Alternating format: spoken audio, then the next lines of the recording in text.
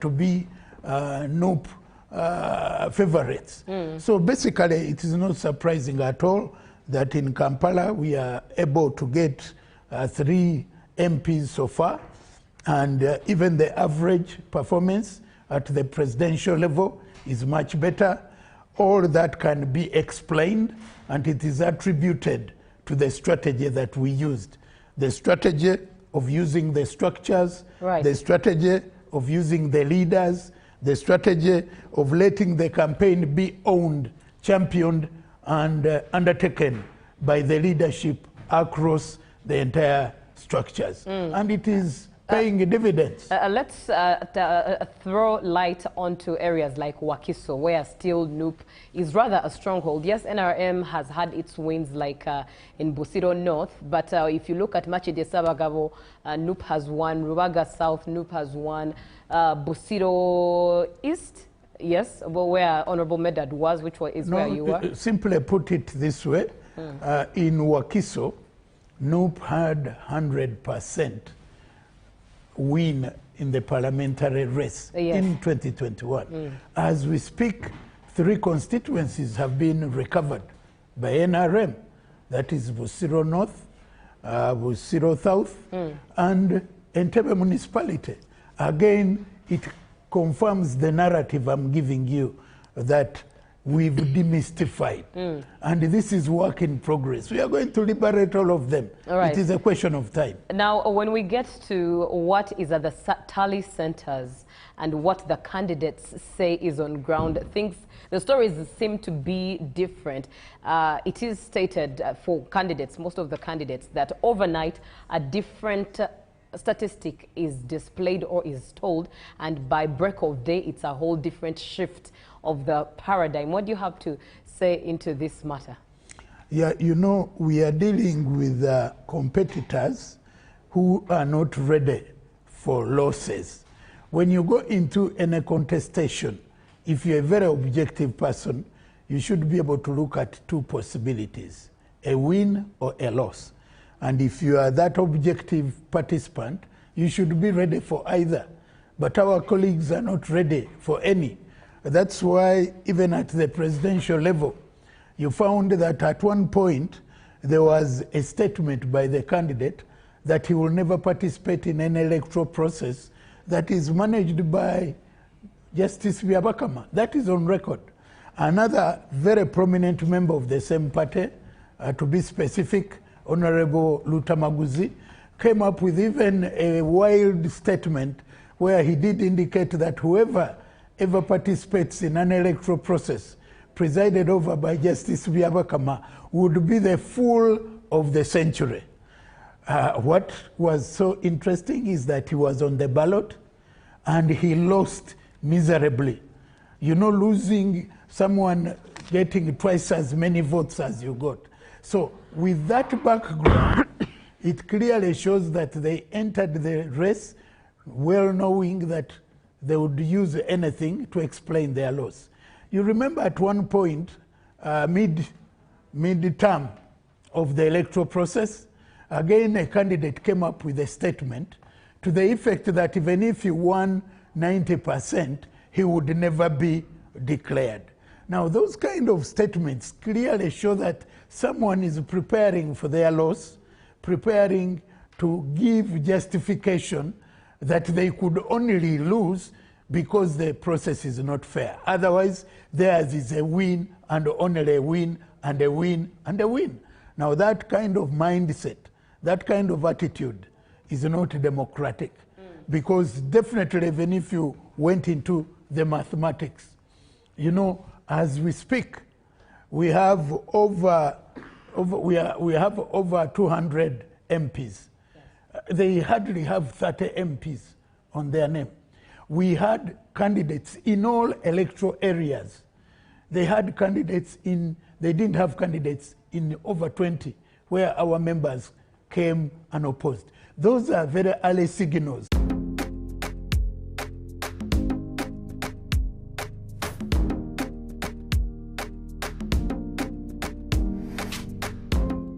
Candidate.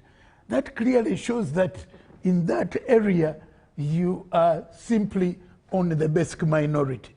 And those are scientific. That is the evidence. It's not a dream. It's not a wish. Those are serious early signals of a loss. Right. So it is not surprising at all what is coming out. Like Kampala, I'm not surprised that they are having majority because they have some good grounding in Kampala.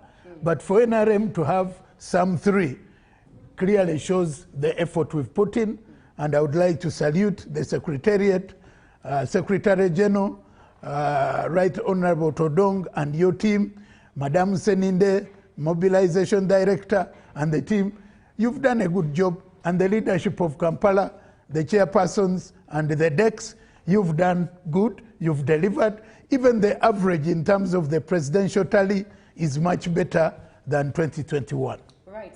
On that note, I would like for us to actually look at the general overview of the results as they're coming through. But before that, would like to say thank you very much to Cafe Pub that is making sure that we're enjoying African coffee on set as we take on this marathon, bringing you updates and facts as they appear. Now, Honorable, looking at the general overview, 6th provisional results as they've been released so far. Of course, candidate Yoweri Museveni is in the lead with 7,643,778 votes. And then second to him is candidate Chagulanyi, who is at 2,601,150 votes. But to add to that matter, some of the agents of all the candidates, some of the presidential candidates that have contested in this election cycle have made statements. Our field reporters at Lubowa have got to have conversations with them, and they've given comments such as the NPP's representative, that is Sharif Sentongo, the Secretary General of the NPP, says that the results do not match with the declaration forms on ground. And he also says that the process has not been clean at all, and that Justice Simon Byabakama has not followed the law, especially with the question and event of the BVV case. When it comes to the BVV case, the ANT representative, the one representing General Mujisha Muntu, also said the BVV case was such a shady move, especially with how quickly the decision was made to switch to Ugandans using their registers, manual registers. Of course, many candidates indeed come through with different comments. With the provisional results as they appear right now, we are left with probably one. By 5, we'll be knowing who our president is 2026, 2031, and with some of the comments coming through from agents of opponent candidates. What is your general overview? My general overview, first of all, I would like to congratulate the chairperson of the Electoral Commission for having taken leadership to manage a difficult situation that was not foreseen. The failure of the biometrics gadgets was an unfortunate incident, but it needed good leadership to take a decision in order to avert a situation that would not be good. So for them to have taken a decision, and a decision that gives a formidable alternative, was something good to write home about. We need to appreciate the biometric gadgets vis-a-vis the voter register. What is PRIM? What is PRIM is the voter register. That is the authentic source of reference. What the biometric machines were going to do was to help validate what is in the voter register and put a higher level of transparency and make the process more accountable.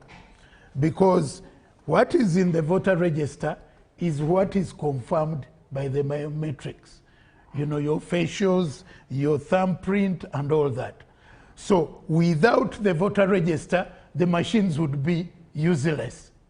But with the voter register, you can still do a good job even when you don't have the machines.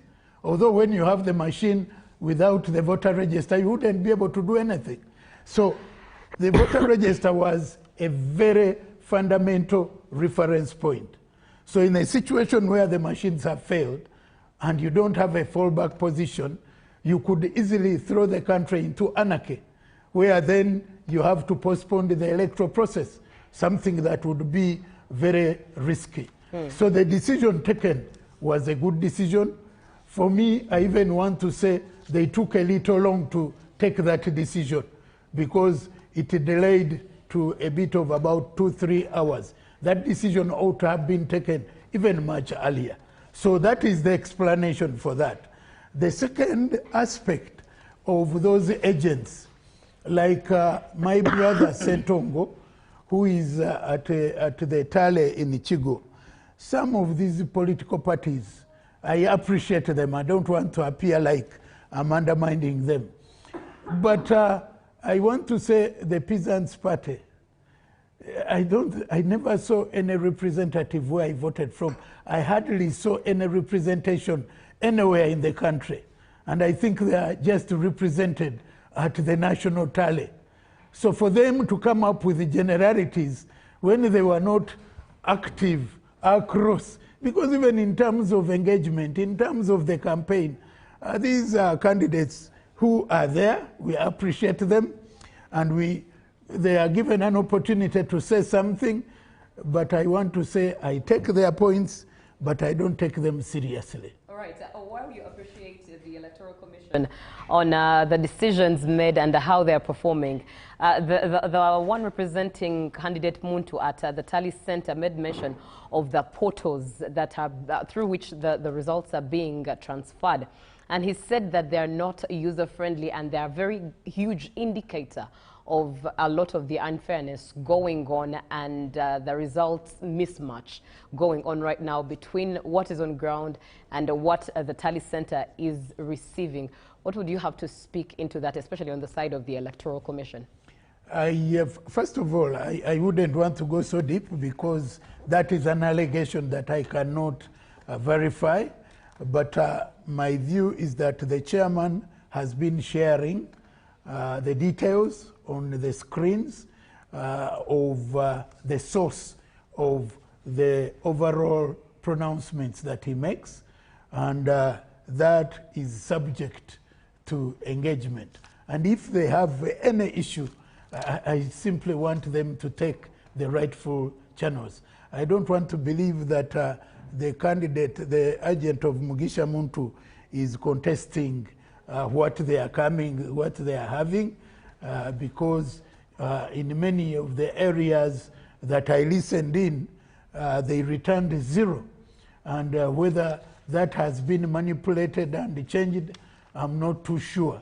But if they have evidence that the system is defective, let them point it out. I think the Electoral Commission was very clear in saying that they are making pronouncements and allowing opportunity, the details to be shared on the screens so that people can get, if someone has evidence, then it is good to bring that evidence against what they think has been pronounced in error or by intentional kind of misrepresentation. That is the best I can say. Very profound at that, especially in regards to speaking with evidence as opposed to misrepresentation. Just in case you are watching UBC TV and UBC Uganda goes to the polls, we are getting all the updates as they come through. And of course, as every Ugandan, we are eagerly waiting for the official announcement to know who the next president of Uganda is. Justice Simon Byabakama did mention that at 2 p.m. he will be back with either the provisional results or the final result of announcing who the next president of Uganda shall be. Generally, by 5 p.m., you will already know who your president is, 2026 into 2031. A special, indeed, vote of thanks to Cafe Pap, who are sponsoring our meals here on set. And that is Cafe Pap Parliamentary Avenue and Ntinda Shell. You can get in touch with them via the number 0759430720. That is the one at Parliamentary Avenue. And Shell Ntinda, it's 0706058463. Now, an update coming through is Honorable Mary Paula Turiahikayo has been announced winner for Woman MP Rukunjiri District. And indeed, definitely her congratulations go through as well for her. As they come through, we'll be giving them to you. Now, looking at the provisional results, the 6th provisional results that were announced about 10-something minutes a.m. in the morning by Justice Simon Byabakama. In case you missed them, let me just share with them, share them with you so that you are right on board. Bulira Frank stands at 44,322 votes with 0.42%, and Robert Kasivante stands at 32,224 votes. That is at 0.30%. Robert Chagulanyi stands at 2,601,150. That is at 24.46%. And Mabirizi stands at 22,274. Pardon me. Mabirizi stands at 22,274, and that is at 0.21%. Candidate Muntu stands at 57,019, and that is at 0.54%. Candidate Munyagwa stands at 30,509, and that is at 0.29%. Candidate Nandala stands at 202,802 votes, and that is at 1.91%. Now, on the screen, we can see Jordan, who is at Lubowa at the National Tally Center, and he is with Honorable Dombo to have a conversation with him as well. Let's take a listen as to what they have to say. Yes, we thank you so much for watching. We are still coming to you live from Lubowa at the National Tally Center here, Machindi Sabagabo, as we wait for the Electoral Commission to come and give us another release at 2 p.m. We still talk to different stakeholders in the electoral process, political parties, security, the Electoral Commission, all of them, because they have information here and there that we need as the public. Now, I have the spokesperson of the National Resistance Movement, and that is the Honorable Emmanuel Lumala Dombo. They are leading in the presidential results that are provisionally available. We want to know, how have they made it? There are also allegations, Ntibabie. Is it true? How have they, what is the magic? Honorable Dombo, good afternoon. Good afternoon, and good afternoon to our viewers. Yes. First of all, how have been the campaigns, the whole process to now, ever since your candidate was nominated to now? How has it been? From the time of nomination, we have run a very serene process with our candidate observing all the agreed SOPs of the law, of the guidelines, and of the dates of the rallies that were agreed by the Electoral Commission. We only had the challenge in the Leango sub-region, where we had to omit 2 rallies, the one of Kole district and the other of Lirat district, because of unscheduled or scheduled state duties that were more important than the campaigns, and where the candidate had to go and attend to them. But we had to make up towards the end of the elections, and we moved in all scheduled rallies, including other meetings that were also agreed with the Electoral Commission as a process. So the campaigns has been very serene, very good, and the public has been very enthusiastic, coming to our rallies in big numbers, and at times members of the opposition, or those who don't support us, would allege that we are using school children, but school children don't vote. If the accusation was that we are using AI on the rallies, that we are using school children, how about the voting, which was witnessed by the agents of every candidate. So we have been able to deliver a victory, which is about to be announced by the Electoral Commission. But it took a number of things. The first one, the message of the president in the manifesto. It was a consistent message from the first rally to the last rally. He could only change it by different examples given or by changing the names of the areas where we were. But the message was one, the 7 matofaris contributed by NRM and His Excellency the President to the government or to the Ugandans. And those were consistent. The second one was the organization of the campaign. Previously, we used to have a national task force. This time, the Central Executive Committee served as the central campaign task force for the campaigns. And the Secretariat served as the operational level in order to ensure that the facilities, the resources, the materials are transmitted to the party structures, and the party members and leaders took over leadership of the campaigns. And then finally, vote protection was ably done and provided for by the party. They selected very good vote protectors. They were trained.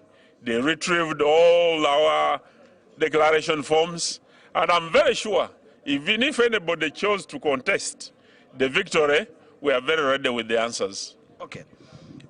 So, the performance you had in 2021 is not as good as what we are seeing currently. Did you have some mistakes in what you have listed, 2021, that you went ahead and corrected all that you didn't do right in 2021 in order to have a better result now?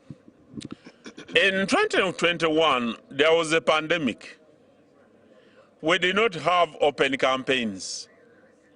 The president only addressed, or our candidate only addressed leaders, some of whom did not even transmit the message to the voters because they had either to rely on mass media, because themselves they were under pandemic and shut down. So under such circumstances, we were bound to perform the way we did. The regulations were not favorable. The president would only meet leaders. There was altercation between the opposition and the security forces, part of which affected our performance as NRM, because we were being accused as if we were the ones sending the security forces to confront the opposition. So there were many things that did not favor us at that time. This time, we always recommend Shopify. It took us from an idea to a real business. We got set up, I think, in less than a day. Shopify gives us the ability to customize without the complexity. We're Thirsty Turtle, and we leveled up our business with Shopify. In Buganda region, what do you bank that on? Buganda is not different from any part of Uganda. Yes, but you didn't perform well 2021. The people of Buganda expect good services from the politicians, expect good water, they expect good jobs, they expect security, they expect good health services, they expect good roads. Now, if they are members of parliament, irrespective of the parties that they are, who do not provide those things to their people, the people will get tired and they'll vote them out. Because the members of parliament who come to parliament, they get better money and they are well off. They are taken abroad to be treated. So they must also talk for their people, for them to be well off. They must work for the wealth creation of the population of Uganda. They must work the good roads to be improved. So the statement in Buganda has been that the voters are tired of rumor mongering, altercation. They want services. They want good roads. Here in Kampala, for instance, why should people be in the ghetto with bed bugs when the government is here with people who can spray bed bugs? Were they accusing you for the same problems in 2021 as the NRM? Partially, yes. In Uganda, there was a wave because the young people came and promised heaven on earth, but the people discovered that these people did not have heaven. They had hell instead. So these people delivered the hell with a lot of lies. And the people of Uganda have refused that. So amongst the NRMs, we have lost many important people. We have lost ministers.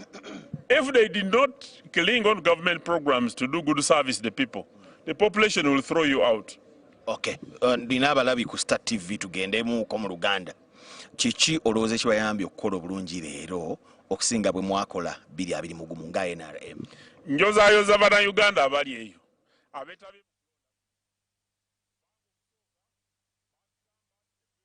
All right, welcome back from that interview of being sold hell or heaven. That is Michael Jordan Lukomwa, who has been speaking with the Honorable Dombo from the NRM party. Now, at this point in time, definitely UBC UG goes to the polls, and it's that time I get to hand over to the newsroom, but we'll be right back with Honorable Mike Sebalu to speak more into the matters and events as they unwrap. And we'll definitely look forward to a conversation from the Chief Mobilizer, Honorable Seninde. She'll be speaking with us a little later on. And former EC Chairperson, Badru Chigundu, will also be having a conversation with us. Looking forward to those conversations, but definitely so looking forward to what the newsroom has in summary, of course, with what's happened, but of course, most importantly, the updates coming through as to who has won, who has lost, and if the numbers have increased for the different parties in regards to parliamentary representation. It's UBC TV that you are watching. UG goes to the polls 2026, and definitely eager to serve you, definitely eager to give you all the information that you need as it comes through and indeed as you receive it. Thank you so much for being on as well. For those who are sending text messages to our text number, thank you so much for notifying us and allowing us to be your company in your living rooms, especially as you spend time home in this rather forced or long holiday, but one that has allowed you to relax on just your screen, getting back a bit to the analog, seeing as in Uganda it's quite dark with no internet whatsoever. It's a good afternoon, about 2 minutes after 1 p.m. And indeed, it's that time that I get to hand over to the newsroom. Good afternoon. Indeed, indeed. It is a wonderful afternoon right here at Broadcast House on Nile Avenue. And thank you so much for taking us through the morning session. Right. And thank you so much for the updates. And indeed, we have a lot in store for you, Uganda. Today is the final day. I would say, should we call it Judgment Day? But today is the final day when Uganda will be announcing the head of state or new head of state for the next 5 years. I'm Loreen Masika Kazimoto, and of course I will be joined with my colleague Edward Kijanangoma Rukidi. He will be joining me later on in just a few, actually. Now, we have a lot in store for you when it comes to the updates of the presidential polls. That happened on Thursday. Thursday, the 15th of January, Uganda took to the polls to elect or to vote for their presidential, the new president from 2026 to 2031. And from what we're looking at from the EC, the latest updates from the Electoral Commission, President Yoweri Museveni has taken a commanding lead in the Thursday's presidential elections, well ahead of his main challenger, Robert Kyagulanyi of the National Unity Platform. Now, Museveni dominates with 71% of the votes as EC tallies 93% of the polling stations. Robert Kyagulanyi is in a distant second with 24.46% of the total results as so far released Let's show you an update on that.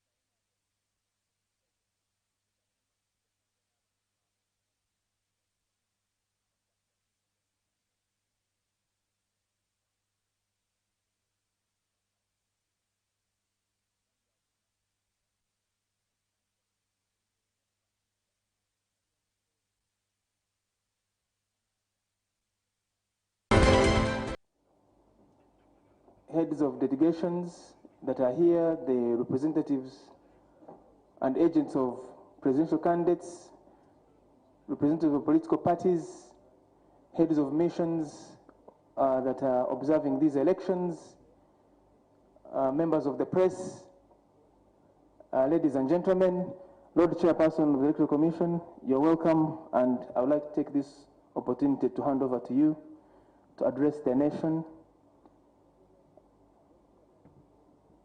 which is waiting for the message of the Commission this evening. Thank you, sir.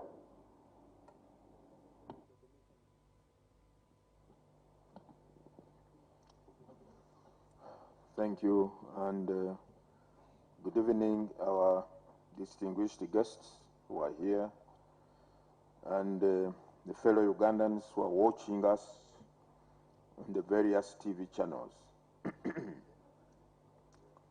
We are here once again to update you on the current status regarding the provisional results of the presidential elections that took place yesterday.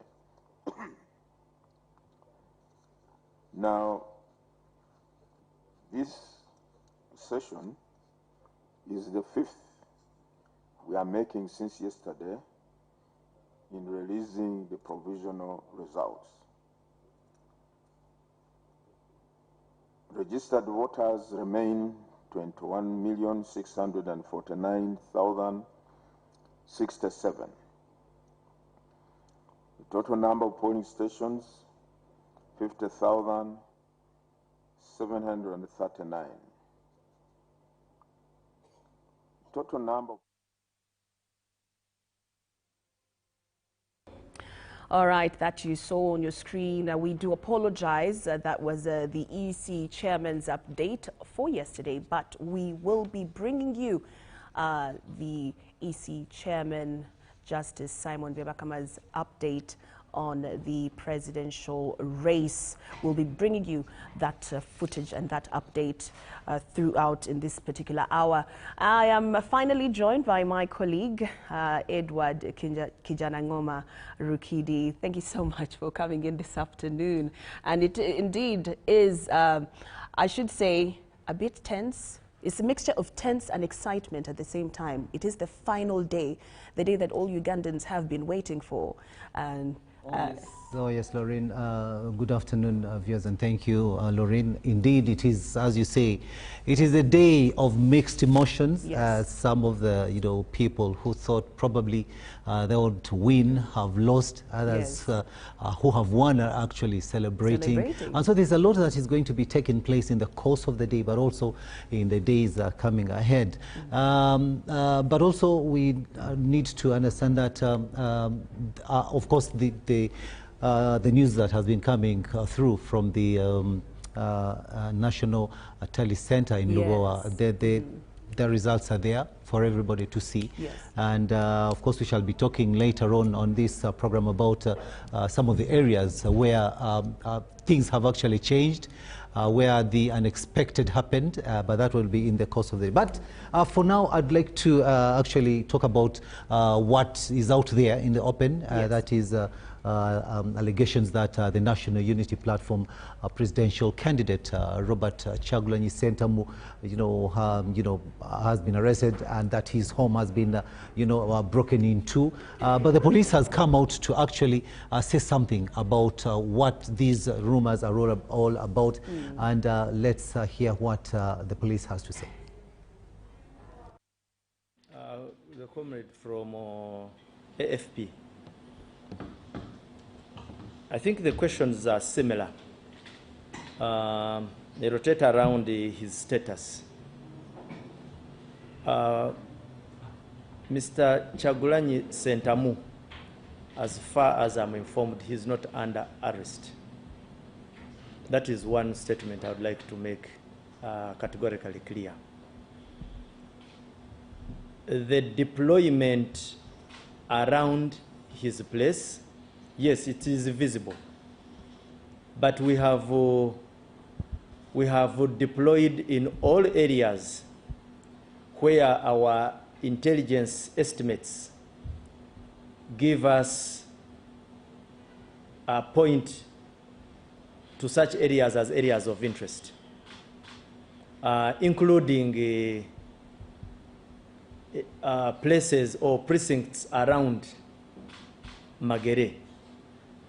First and foremost, would like to share with you that in some of those pockets, not necessarily at Magere, but in some areas nearby, you know that we had youths who became disorderly. We also have information that most of these are under incitement by specific political actors.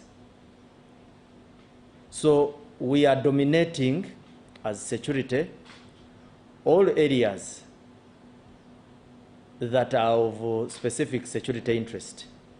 So it should not surprise you when we have a pickup or two near the residence of Honorable Kyagulanyi. And we don't commit any offense when we deploy in Magere. We have the right to deploy anywhere, but what I would like to categorically make as a statement is he's not under arrest. Can I just ask? Please do. If he's not under a house arrest, is he free to leave his compound? Has he moved and he has been denied to move? He's been denied to move. I'm not aware. So he is free to leave his compound when and... At least I am not aware that he has been denied an opportunity to move. And I don't know when that opportunity was denied to him. Because the last time I saw him move, that was the time when he was going to cast his vote. So, like I've said, that if any information particularly comes to my attention that he's particularly restricted, then we shall tell you and we shall share with you the reasons as to why. I find that you want to clearly state it here in the media that Kyagulanyi is free to move and free to get out of his home and go. So that information can be passed out. I have said I have no information to the effect that Kyagulanyi is under arrest. So pick it from there. Let me hope we are together on that. The allegations that his guard was... My work is easy because I use ClickUp. Here's how I keep track of all my tasks. I start by brain dumping everything I need to get done in a list view. Next, I set a priority and a due date to keep things on track. I create custom statuses to organize my progress exactly how I want it. I like to add the action items field so AI can show me the next steps. I add my teammates as watchers so they're in the loop. ClickUp makes work easy, from personal projects to running a multi-billion-dollar company. Click the link below to create your workspace for free. The media spaces, especially social media, the diaspora, are simply trying to create that kind of insightful picture. So that allegation cannot be true. Yes. As to whether public can access him, first and foremost, like we have told you, we have controlled access in areas we feel are security hotspots. We have not necessarily denied people from accessing him, but we can also not tolerate instances where people use his premises to gather and cause unnecessary violence or incite violence. So we cannot allow an environment to be used as a springboard for chaos. Yes, police spokesperson Chituma Rusoke giving you an update on security and more so making a clarification on the alleged arrest of Robert Kyagulanyi Ssentamu, the presidential candidate for the National Unity Platform. Now, I want to take you back to the Electoral Commission chairperson update on the presidential race as it stands, as per this morning. Remember, the Electoral Commission gives an update on how the race is going every after 3-4 hours, and we're expecting another update at around 2 p.m. But I take you to the update that happened earlier on today morning. Today or this morning, would like to release further provisional results of the presidential elections as we stand at this hour. The total number of registered voters remain 21,649,067. The total number of polling stations are 50,739. As we talk now, the total number of police stations from which we have obtained the results are 47,499, representing 93.61% of the total number of polling stations across the country. The performance per candidate is as follows. Bulira Frank Kabinga, 44,328, representing 0.42% of the valid votes cast for the candidates. Kasvante Robert, 32,224, representing 0.30% of the valid votes cast. Kyagulanyi Ssentamu Robert,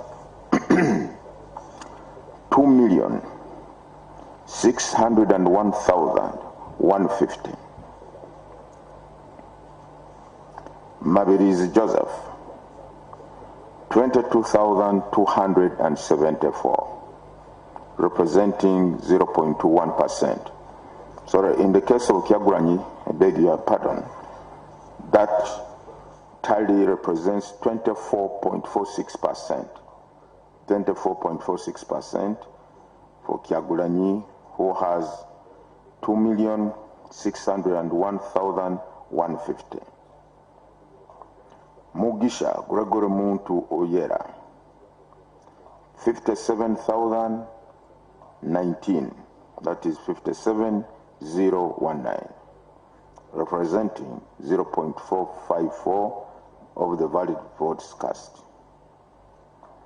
Munyagwa Mubarak Serunga, 30,509 votes, representing 0.29% of the valid votes cast. Nandala Mafabi James Nathan, 202,802, representing 1.91% of the valid votes cast for the candidates.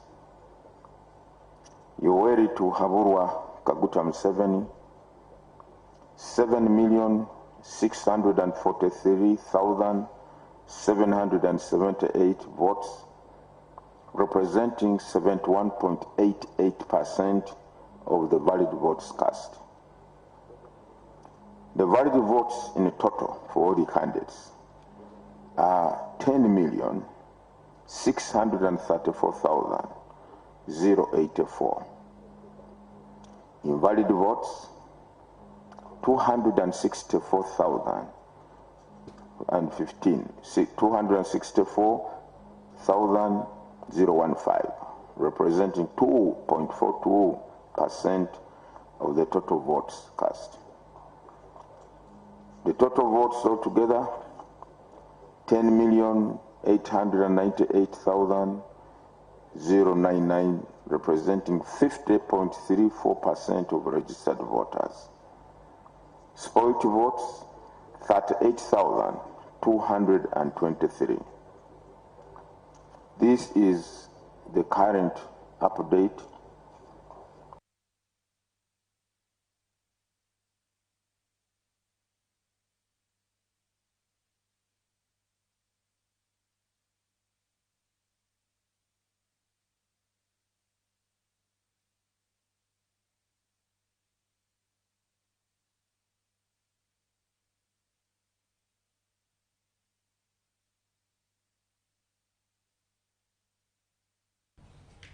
All right, that is the Electoral Commission Chairperson, Justice Simon Byabakama, giving an update on how our standing when it comes to the presidential race. And as you have heard from him, he has given you an update when it comes to votes and tallying into in percentage form as well. We continue to bring you updates on what is happening, of course, across the country. And of course, we have heard, Edward, a lot of celebrations here and there. It's mixed feelings, you know. We've been getting updates from some of our reporters who are in Kololo, at the Kololo Tally Center. Updates are coming in real hot.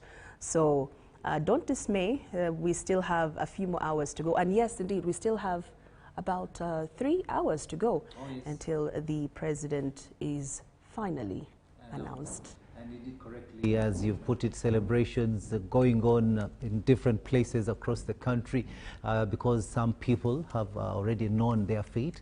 Those who have won are actually celebrating, and you know, the returning officers continue to announce winners of the directly elected members of parliament and district women representatives. And the thing, Laureen, is that several long-serving members of parliament have actually lost their seats, and this is a clear wave of closely contested parliamentary seats in as far as voter delivery is concerned, and this is a surprise.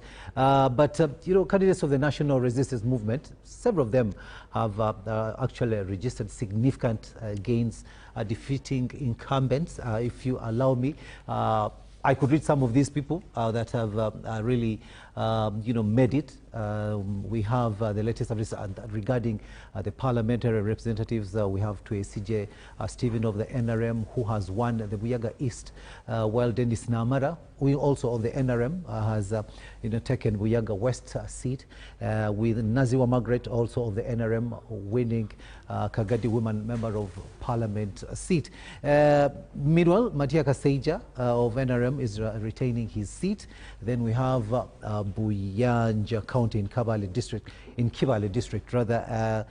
Dr. Emily Kuginza, NRM, who has won Buyaga East. Nabaduka Annette, who is an independent Kibale Woman Member of Parliament. Premier Robina Nabanja, retaining the Kakumiro Woman Member of Parliament seat. Then Professor Lubega George, NRM, Bugangezi South, Onesmus Twin Namasko, NRM, who has actually bounced back for Bugangezi East. We have Lydia Wanyoto, who has bounced back for the Mbale woman member of parliament. The Dr. Crispus Kionga, NRM, bounces back for Bukonzo West.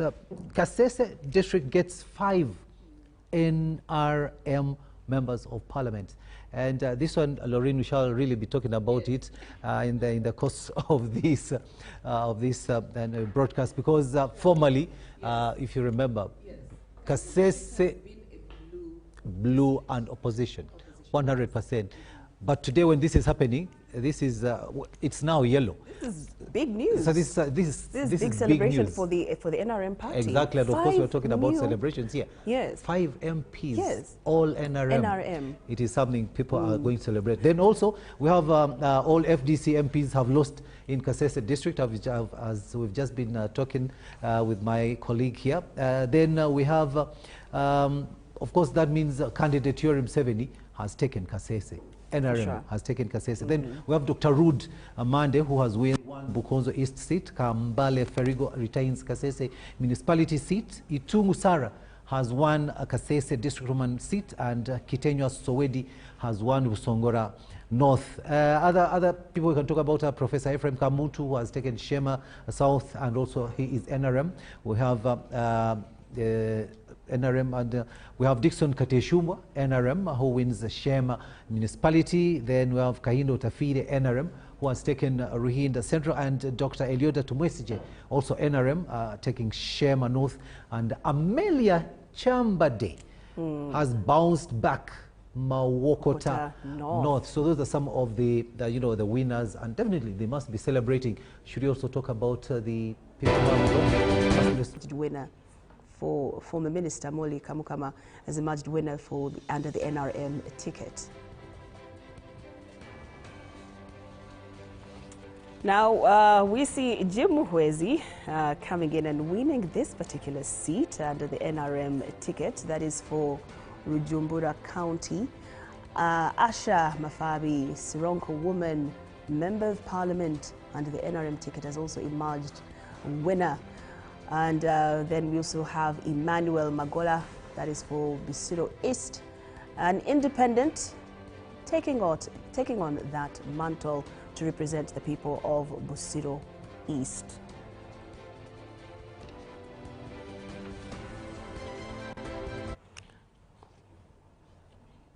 We will be bringing you some more updates on that.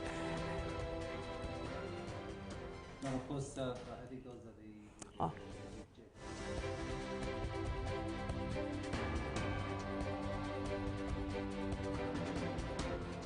71,000, 214 villages. But so far, as we had, if that is the total number of polling stations in the country, and so far we have about slightly more than 90% of polling stations, all of them having brought in their results, then that means we are almost done.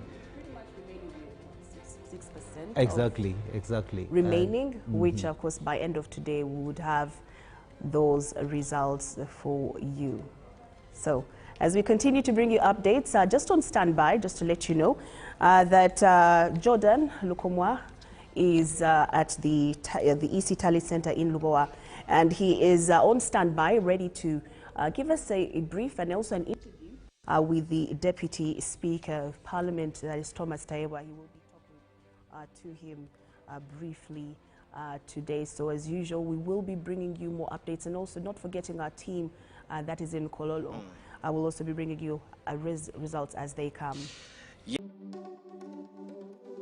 GoDaddy has the perfect hosting plan for any website, from low-cost shared hosting to your own virtual server. Every plan comes with a 99.9% uptime guarantee, along with a free domain name and award-winning support. No wonder we're the world's #1 web host. Unlock your online potential today with GoDaddy.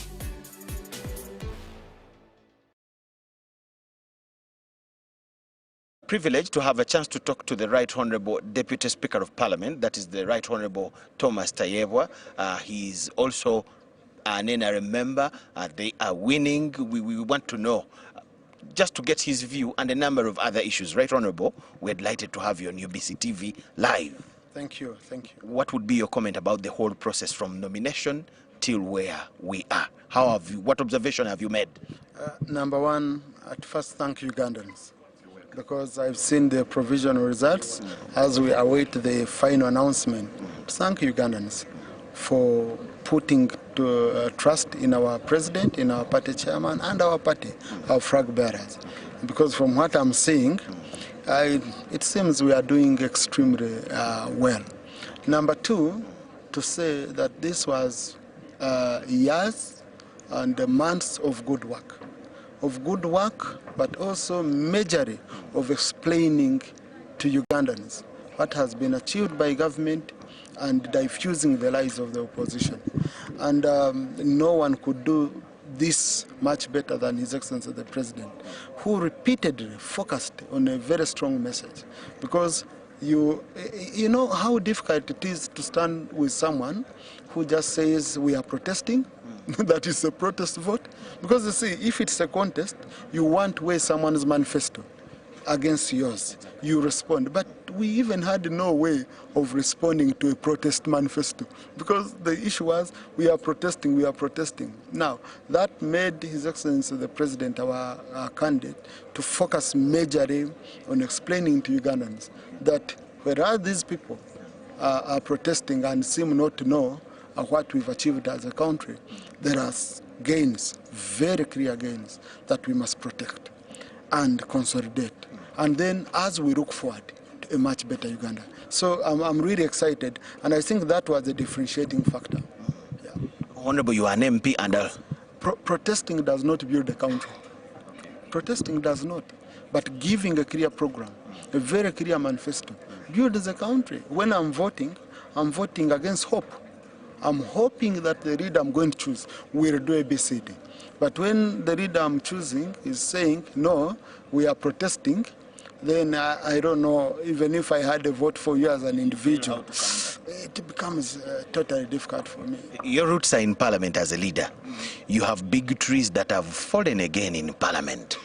I was asking Honorable Dombo here, and he added his answer, but now you being in Parliament, why would a big party leader be uprooted in the village? Why would a minister, a big person in the country, big in the party, big, get problems to win an election in the village? Do they get too busy in town here because of the assignments in the parties and in Parliament and wherever, and get problems in the village? What really goes wrong? You know, my colleagues who lost are still in pain. I don't want to be seen judging them. It's empathy. Empathy requires that you feel for your colleagues, because we have that spirit of Ubuntu, and it always feels painful seeing a colleague exiting the house, you know, unwillingly. In Parliament, you people always see us on the floor. The debate is hot, the near exchange of blows and all that. But behind the scenes, we are family. We share meals in the committee. We attend each other's parties. You find sometimes we are all struggling. You share fuel. So we have that connection as honorable colleagues of Parliament. But unfortunately, when it comes to choosing, we have to go and support our own party, because each one is deploying. So I feel for my colleagues who lost, but again, I'm happy for those who came, because even me, when I came, someone was happy for me. And unfortunately, that's the life in politics. We transition like that. So, and in Parliament, I don't want us to have MPs and then MPs. I want everyone matters, because each one has one vote. Each one passed through the same furnace to enter that house. So me, that business of big names, big what, no, whoever lost, you know, it's an MP, and whoever comes in is an MP. And that's where we get it wrong. We even make some of the new MPs lose confidence, okay? And we also had a habit where you find you're chairing a session, like a senior MP wants to stand up and grab the microphone without even catching your eye as a presiding officer. But then you have this MP who has been standing up several times, who is new, whose voice has not been heard, but is also representing their constituency. So I think we've been trying to have that balancing act, saying no, we must listen to each and every one of the MPs. On why we rose, it depends on several factors, okay? But I would focus on why NRM has made a one, without judging individual MPs. Number one, you will not tell us why the party has lost in some constituencies? Because of the message we have been putting out consistently. A message that is focused on serving mass population, not a few privileged individuals. A message of hope. And also the structure of the party being able to come in and support these members. And also our presidential candidate. I mean, our presidential candidate, associating with him, is a ticket in many cases. Is a direct ticket to parliament because he's so much loved by the people.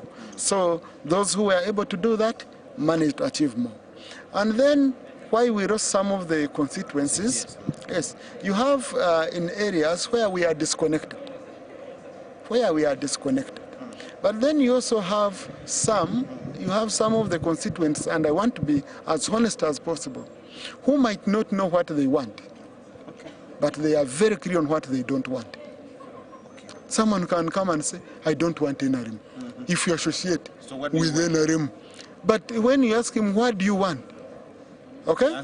He says, for example, he says, I will vote Kyagulanyi. You say, why? Unemployment. He says, so will Kyagulanyi give unemployment? He says, when he came here in our area, he said, when we vote him, we shall have jobs. He said, but how will he create jobs? Where will he get the money to facilitate the programs? Someone says, I don't want to know about that. Nayendoza, when chuka, some new opportunities might come.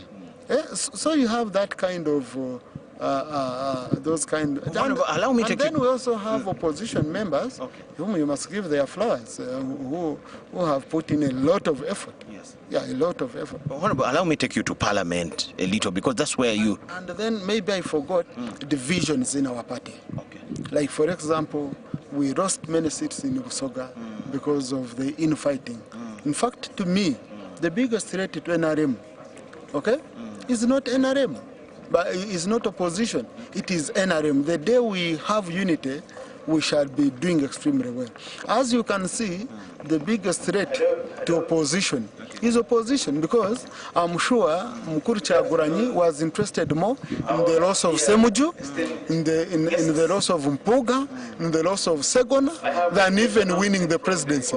Really? Than even winning the president, I'm sure, because I could see the kind of effort they were putting in, and you say, wow, and you see the celebration they were having when they say Basarira, you say, wow. So these are your MPs who are in opposition, whom we should be bringing together to strengthen the opposition. But you can see you're preoccupied by ensuring they get out. You don't care. So the divisions are there in the NRM and in the opposition? Of course. And really, it surprises me. But as somebody who presides over the House and sessions, give us an ideal picture. What do you think it is like when you have lost? You will not delete out the element of seniority. Debate without these senior people. You have new entrants. Yes, they are MPs, but new entrants, junior men and women who have just come, some from the district, some from other employment sectors. They are now MPs. You have a serious bill. How do you imagine this to happen? You know, we always strike a balance, by the way. A very good example. Even on the NRM side, there are now so many juniors. Yes, very many juniors. But I can give you examples. Like in Akasekenos, we have brought a professor. We have brought a professor whom I know, Professor Wilbur, whom I know is going to do a very great job. A person like Eliab Natuinda, who has replaced Honorable Bahati, is a serious lawyer who has come in. So he will add on what he can add on. A person like George Msisi, by the way, who has replaced Honorable Semuju, He is one of, I'm sure he is going to be an astute debater, because I Even followed as an him. NRM, you can believe in Yes. I like giving people a chance. Okay. I don't like writing off people, because if it was like that, I wouldn't be in my position.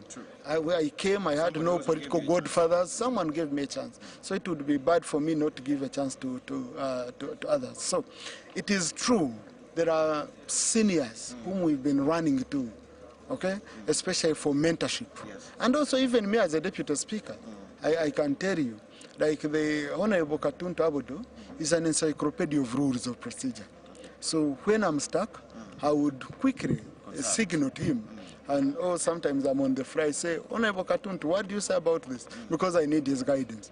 I remember there is a honorable lady who got a hard time on the floor, and she struggled and she had lost all hope. What did I do? I got the Honorable Cecilia Ogwar. I called her to my office. I called this new legislator. I said, I hand over this young legislator to you for mentorship and guidance. And she did a fantastic job. Within 2 weeks, the same MP came on the floor and was totally different. So seniority is very, very important.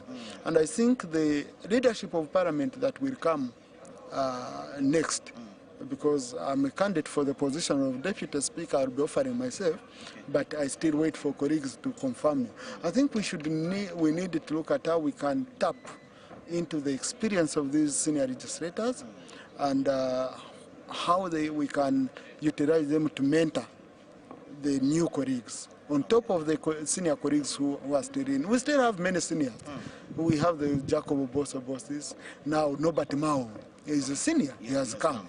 Ridia Wanyoto is a senior legislator, he has come. So, to me, we don't have a shortage. We shall strike a balance. Honorable, I shouldn't forget this. You are among the unopposed MPs. Personally, how did you manage to score this? Some people are insinuating malpractice, fraud. I have an opportunity to talk to one of you. How did you manage to pull it off as an opposed MP? Number one, 2016, I was unopposed. This is the second time. I don't know why it surprises people. 2016, I was unopposed. How do you do it? 2021, I was almost unopposed. When you look at what I got. Okay? 2026, I'm unopposed. And how do I do it? Exactly. I always have competition in the NRM primaries. And then after the NRM primaries, we always sit as colleagues of the same house. And we talk to each other. And I promise to adopt the programs of my colleagues. And I usually tell people that, like one philosopher said, that you judge the competence of a leader by how he treats those whom he doesn't agree with. So the people he don't agree with within the NRM, when we finish the primaries, I reach out to them. I can't just go and celebrate. I've never had celebrations after primaries. Because, yes, how do I celebrate over winning over a member of the same family? You know, sometimes the celebrations we make, the words we use, they create a lot of enmity, but also during campaigns. I'm always cautious that after campaigns, I will need this person.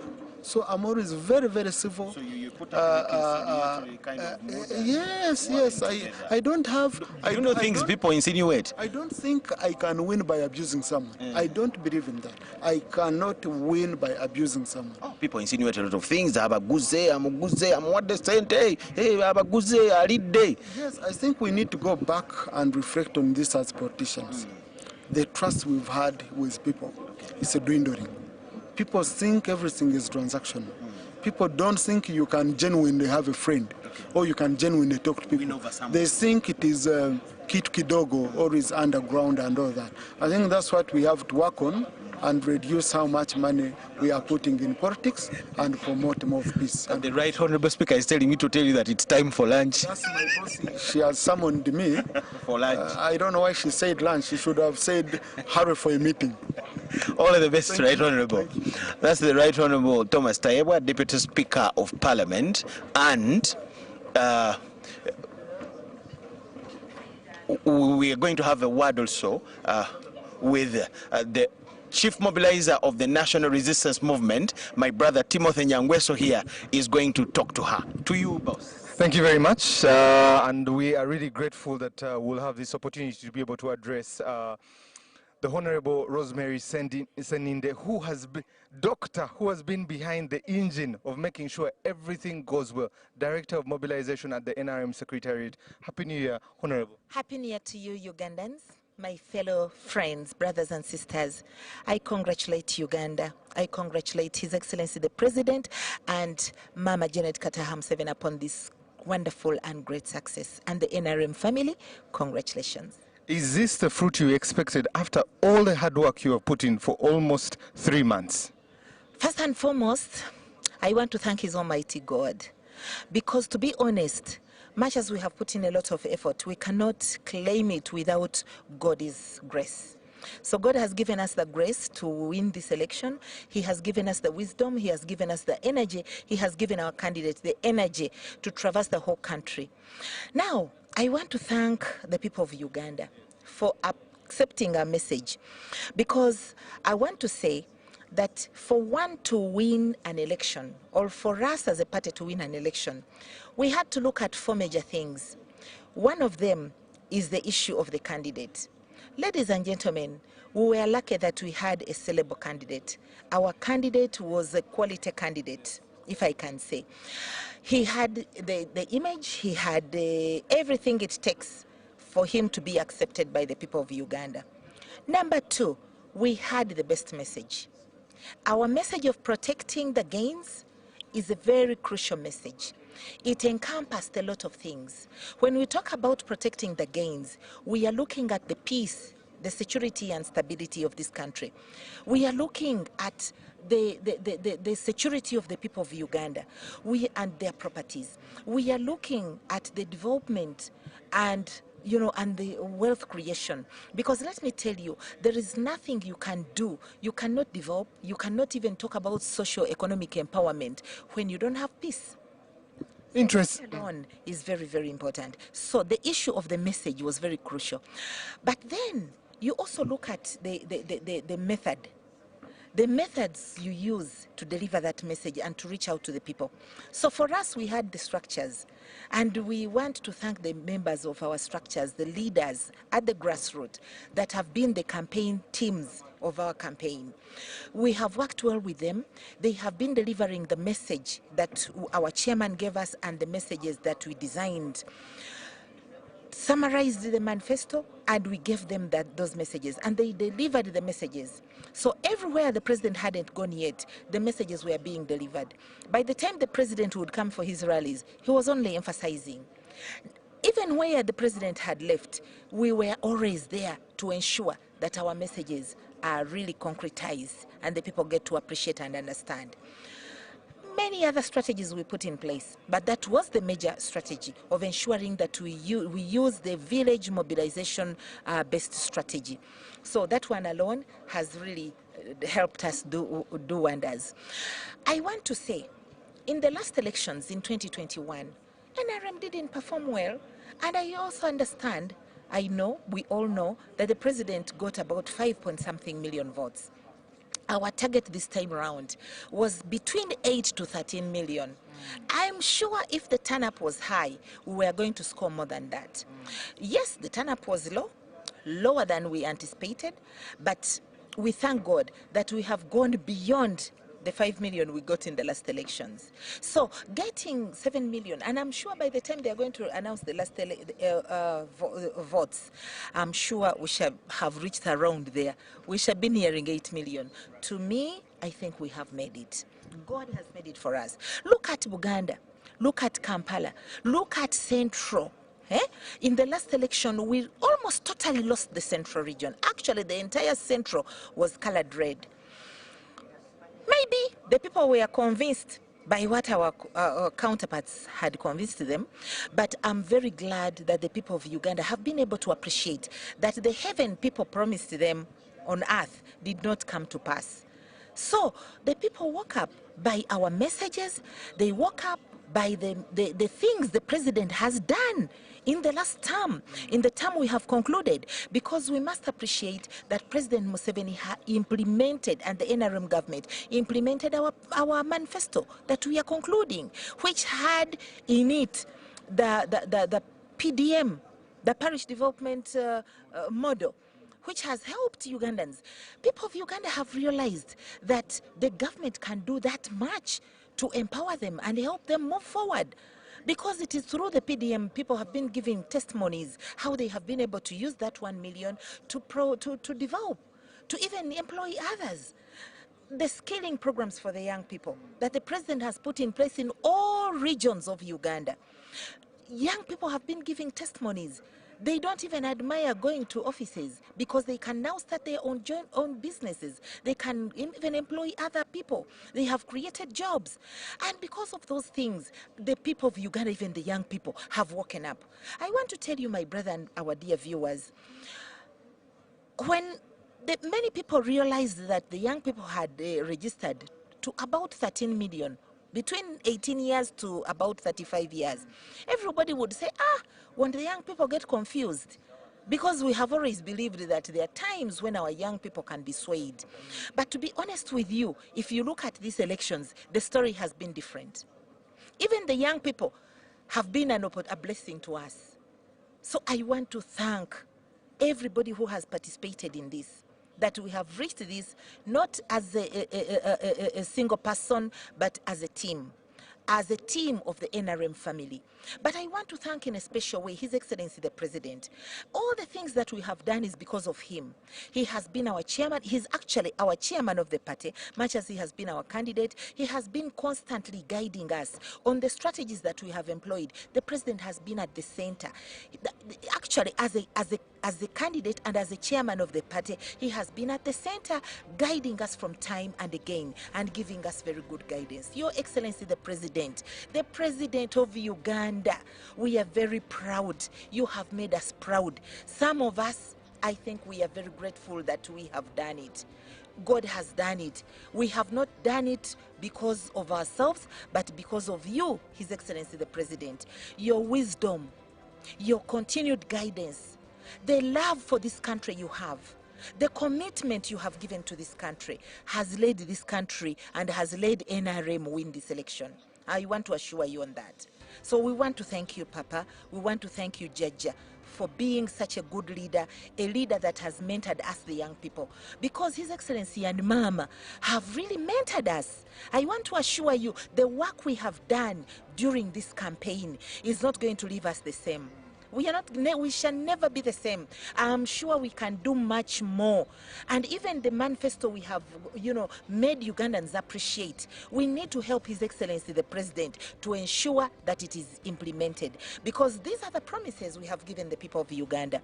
And once it is implemented, then the people of Uganda will trust us even more. And I want to assure you, after these 5 years, for us as a party, this is the time I want to tell and to call upon my fellow Ugandans, especially the NRM fraternity, the NRM family.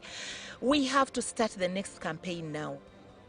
Because if we do well, if we do our work and fulfill our promises, then next time it will be a walkover. Honorable, I wanted to ask, there have been a few incidents. You hinted on the voter turnout not being that good. What do you suspect caused this voter turnout to be this low? First and foremost, I want to use an example of my own polling station. People had come in big numbers very early in the morning. In fact, I was even surprised that people came that early. But I realized that many people wanted to come early so that they can go back and do their other things, or even, sometimes people fear to stay in very long queues for a long time. And it was a scorchy sun. So people came early.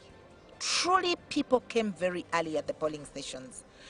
But we had a challenge of the delay in starting the voting. Because of the machines, we trusted the machines, but unfortunately, it didn't come to work out as we expected. So because of that, many of our people were going away. They were like, okay, let me go away, maybe I'll come back later. Let's go, we shall come back later. And it kept on like that, and some were calling. Have they started? If they get to know they haven't started yet, they stay on. And now, unfortunately, some of them didn't come back. And so that alone could have been one of the factors that reduced on the number of voters. Honorable, my last question to you is that Out of the 26 districts of the Buganda region, you have split it into half, 13. But also, how do we galvanize this country? Regardless of what color they chose, whatever they chose, you are going to have the social contract to be able to run this country. How do you bring this country together? It is a responsibility of all of us, my dear fellow Ugandans. It is a responsibility of all of us. If we love our country, we need to work together as a team to bring the country together. First of all, as a party, I must appreciate that we had independence. And because of this independence, of course, there was divisions, conflicts here and there. And those conflicts generally affect not only the party, but they affect even our followers. So at the end of the day, we get challenges even in implementing and fulfilling our promises to the people. You as an individual, as a member of parliament, if you, for example, our people have to trust you, that you'll be the spokesperson of the people in parliament. But if these challenges are there, then sometimes you fail on your responsibility. So I think the onus is on all of us to ensure that we urge those who have not made it to remember there is always a winner and a loser. Now, if you have not won this time, it does not mean you have to antagonize Uganda. If you have not won this time round, it doesn't mean it's the end of the world or the end of Uganda. No, the country has to move on. So just remember, it is God who chooses leaders. So believe in that and know that maybe you'll get a chance another time. So can you come back and we work together and we unite our people together? Maybe they will appreciate you and they will be able to give you votes another time. But this time round, there are specific people God has given the blessing. So let's allow them to work, and then maybe another time it will be our turn or your turn. So this is my call to the people of Uganda, more so those who have not been able to make it. We have to unite the country together, because Uganda is today for all of us. Tomorrow it has to be for all of us. And we must also remember, and I want to urge our parents and the young people. The young people are saying they want to be the leaders of tomorrow. But how shall Uganda believe in you and trust you if you are the kind of people who are antagonizing the peace and the stability of this country? You are the people who are coming out to throw stones at people's cars and to say you are coming to demand for your votes.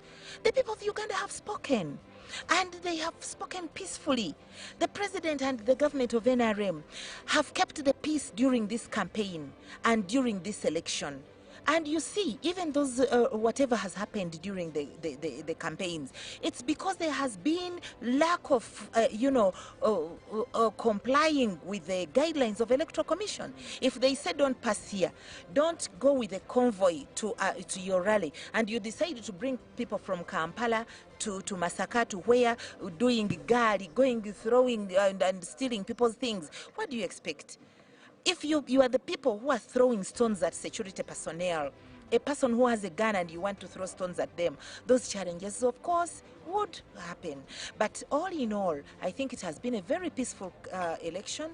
It has been a peaceful and fair election. That is why we are all here. I have seen the opposition members here who have come to observe, who have come to confirm what exactly has happened. Otherwise, if it wasn't a free and fair election, maybe they wouldn't be here. They wouldn't be here. They would probably say, we shall not come because we have not, it hasn't been free and fair. But because of that, they are all here. Even in Nopa, I have seen them here. Everybody I have seen here. So I want to thank His Excellency the President, President Yoweri Museveni. May God bless you. May God give you energy. May God give you wisdom to lead this country for these 5 years. And I have no doubt the President is going to set the country even for a better future. So that's why Ugandans have entrusted him with this responsibility. I want to thank NRM once again. I thank the Secretariat. I want to thank our teams that have led this campaign. I want to thank SEC, our Central Executive Committee. I want to thank everybody who has participated, all our pressure groups, more so our structure leaders. We respect you because you agreed to take up the mantle and you have fulfilled it. We have won Uganda. To me, we have won Uganda. The mere fact that in the last election it was all painted red, and this time it is and I'm sure by the time they complete the announcement, we are going to be beyond the 50%. win in Uganda. To us, that is good enough for now. But for the future, it will all be painted yellow, by God's grace. And remember, I want to be very proud because we divided ourselves, members of the Secretariat, and even we incorporated other team leaders. For example, Mama Wandera Kazibwe was the one heading Busoga sub-region, and others were really heading other sub-regions. I was personally heading Kampala and Wakiso sub-region with Honorable Mike Sebalu was my assistant. But I want to tell you, I'm very proud. I'm a very proud woman because I have been able to bring 6 members of parliament, 3 from Wakiso and 3 from Kampala. And President Museveni has also, the votes have increased greatly as compared to 2021. Praise be to God. Amen. Thank you, Honorable Seninde. And she has given us a preamble of everything, the 4 strategies they use there to be able to look at the messaging, the candidate they have, and that has been able to get them to where they are. They're already celebrating, but also thanking God for where they are and grateful for what is happening to the National Resistance Movement.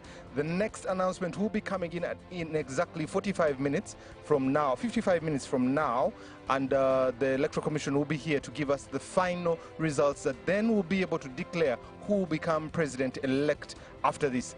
We thank you so much, and we hand you over to Broadcast House. Thank you so much, Timothy Nyangwesto, for giving us that update, and also Jordan Lokoma for having those interviews at the Electoral Commission Tally Center in Lubowa. And we want to, news just in hot and just in here at UBC. The Electoral Commission is to announce the final results at 3 p.m. Away from the anticipated 5 p.m., it has been extended to 3 p.m., which is a good thing, Edward, for, of course, Ugandans, and also for the EC. But that means less anxiety for Ugandans, but that means more work for us in the newsroom. As newsrooms all over the country, we shall be getting to do more. But of course, thanks to Jordan and Nyangweso for those interviews. Of course, Laureen, the Deputy Speaker there, telling us that, you know, the losers especially, they have to, I mean, what I see is if you lose honorably, as a person, as a candidate, as a party. I don't see why you should lose and then you go on the streets and start lighting tires, you know, attacking people. Causing unrest, you know, to cause unrest for no reason. Community, exactly. So he talked about, like, of course, his party, the NRM, the people who lost, who were very unfortunate not to come back or even to come in for the first time. He talked about something that is actually, we noticed also, and that is divisions. He said there are divisions everywhere in the parties. There are divisions, not only in NRM. He gave an example of Soga, and you know what has been happening. NRM lost some seats there because of the divisions there. Then also, he said even NUP and other political parties, they have got their divisions, and those divisions actually cost parties seats and so many other things. Then the other thing also that he talked about was, you know, party cohesion. For party cohesion to happen, people must be united. You work together as a team, and I think this time round for NRM to have, you know, secured, you know, so many, you know, seats in the country, but also the presidential bit of it. You know, when you look at the map, it is all yellow almost. Almost 90% is yellow. So I think that shows that the NRM this time round, probably their campaign strategy compared to 2021, this time round, it was really, really on point. And I would really like to commend Dr. Aseni, there was just been talking to the nation there. She really mobilized, as in mobilizing. They also, this time round, they used, you know, the internet, you know, social media. They were campaigning there, and that is a strategy that they never utilized in 2021, and also that one was a plus to them. And that is why you find that they really did a lot. For sure. I also, maybe some things that I picked from Thomas Tayewa, he said, unfortunately, that is the life of politics. You know, in politics, there will always be winners and there will be losers. So it is, and everybody goes through the same furnace. That's what he also Even today we're going through that. I mean, when you look at football, Arsenal, Man U, someone will have to win. Exactly.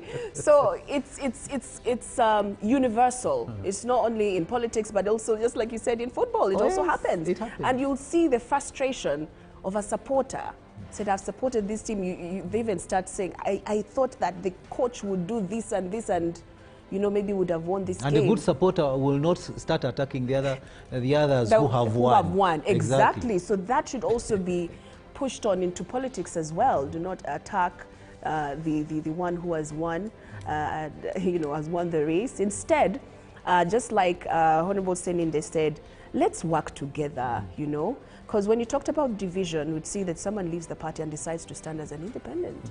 And, you know, that you start to create that division within the party. And also, Lorraine, sorry, because you know, what you have just talked about, you come in as an independent, but you know, leaning to your party, but then you lose again as an independent. Imagine the frustration. It's a double loss. Frustration is that yes, the frustration. We understand. However, at the end of it all, you go there, you know, to become a member of parliament, not to serve your own interests, but to serve the interests of the people who have sent you, for the interests of the country. That is something that we should actually let them not forget that actually.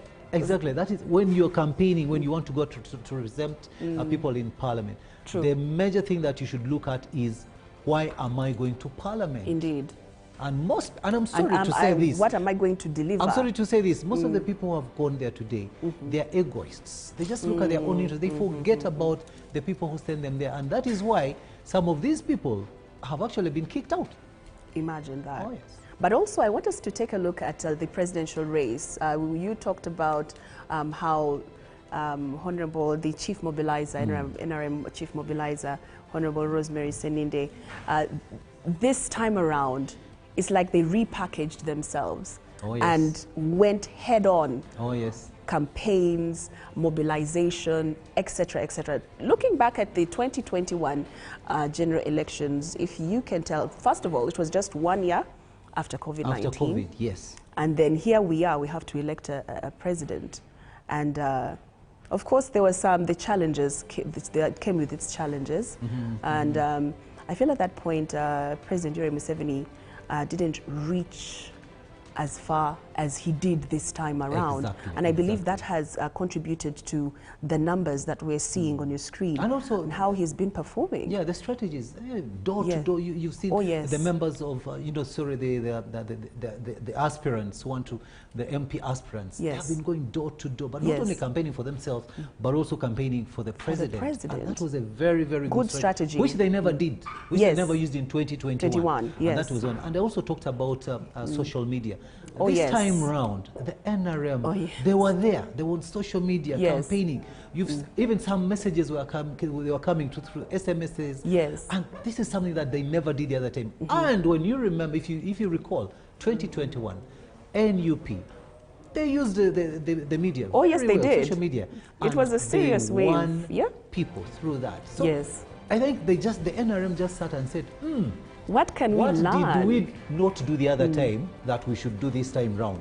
And that is exactly what they did. And I'm not surprised that this time round they really got so many people to vote for them. Absolutely. Also want to commend those, of course, who stretched out so much, you know, campaigning for the NRM presidential candidate. We also want to say that in just a few minutes, we're going to be handing over to the next team.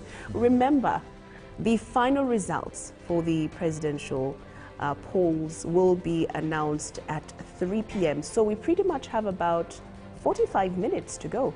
And of course, as the next team is preparing themselves, Julie is getting ready to jump on set, of course, to give us more interviews, of course, with people that matter and also influential voices when it comes to the elections of this particular year. Also still, results are still coming in when it comes to the parliamentary results, of course, that is at Kololo.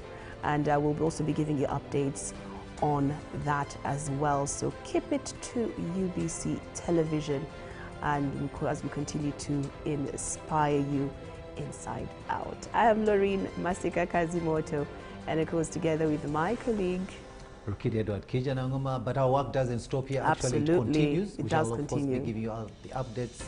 Even tomorrow shall be continued because the elections are not yet over. Yes. Yeah. That means voting still continues actually for the different other positions, yes. which yes. we will be getting into. But for now, this is crucial. Good afternoon. So, good afternoon. Down begins. You are watching UBC TV, UBC UG Polls 2026. In case you haven't yet caught up with the statistics, as of the last provision, that was the 6th provisional results from the Electoral Commission, a total number of registered voters, 21,649,067 voters. Now, this number actually quite beats me and confuses me. I don't know if it does for you, because general statistics out there is 21,681,492. But Justice Simon Byabakama has been on and on making mention of the fact that the total number of registered voters has been 21,649,067 registered voters. The total number of polling stations as of the last provisional results was at 50,739 polling stations altogether, which definitely stays the same. But on the 6th provisional results, only 47,499 polling stations had been collected from, with the votes, leaving us with a balance of 3,240 polling stations. And those 3,240 polling stations will be added to the statistic at 3 p.m. Bulira Frank was standing at 44,328 votes, carrying 0.42% of valid votes. Robert Kasibante was standing at 32,224 votes, carrying 0.30%. Robert Chagulanyi was at 2,601,150 votes, carrying a 24.46%. Mabirizi at that time was at 22,274 votes, carrying a 0.21%. Candidate Muntu was at 57,019 votes, 0.54%, and candidate Munyagwa was at 30,509 votes.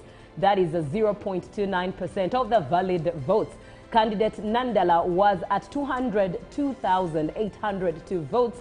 That is a 1.91%. And candidate Museveni, they are leading with a 7,643,778 votes, 71.88% of the valid votes. And the valid votes counted thus far were 10,634,084 votes, and invalid votes were at 264,015 votes, carrying a 2.42%. Total votes altogether at that time, 10,898,099 votes. That is a 50.34%. And spoiled votes thereon were at 38,223 votes registered. At 3 p.m., we shall be finding out the total of votes carried from 50,739 polling stations across the country of Uganda. Indeed, the countdown does begin.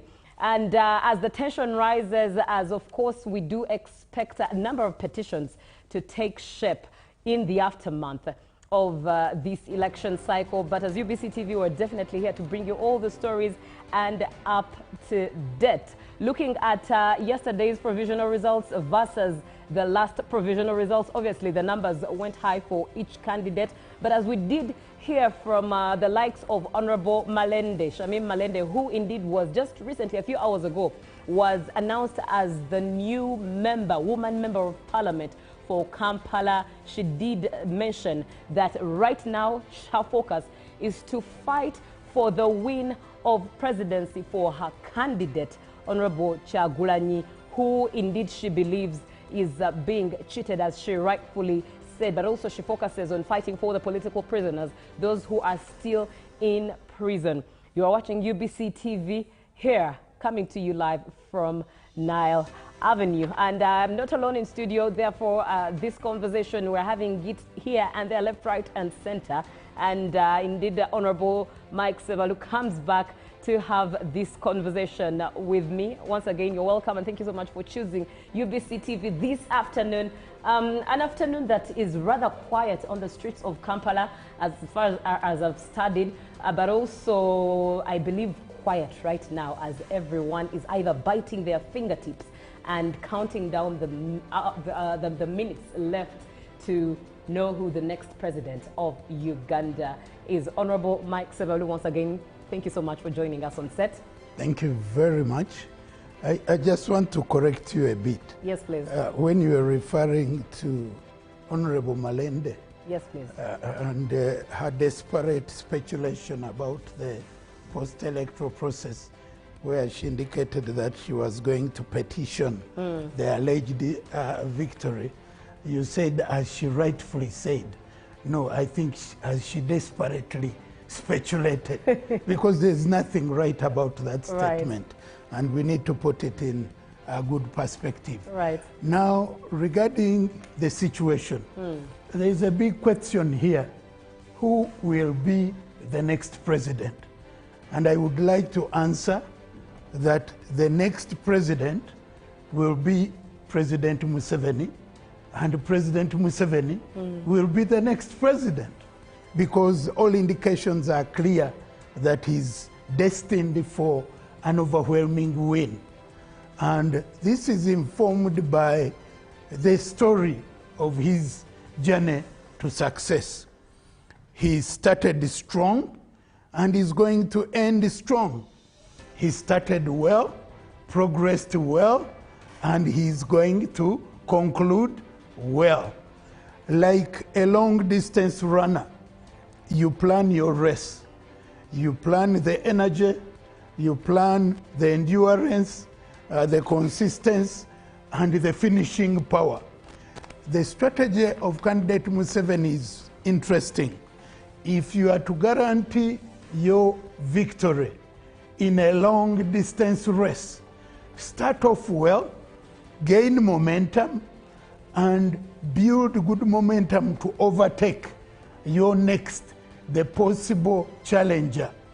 The way we are now, President Museveni overlapped candidate Kyagulanyi 3 times. If he's at 2.6 and candidate Museveni is at 7.6, that is an overlap 3 times. There is no possibility, even fertile imagination, that he can catch up and overtake.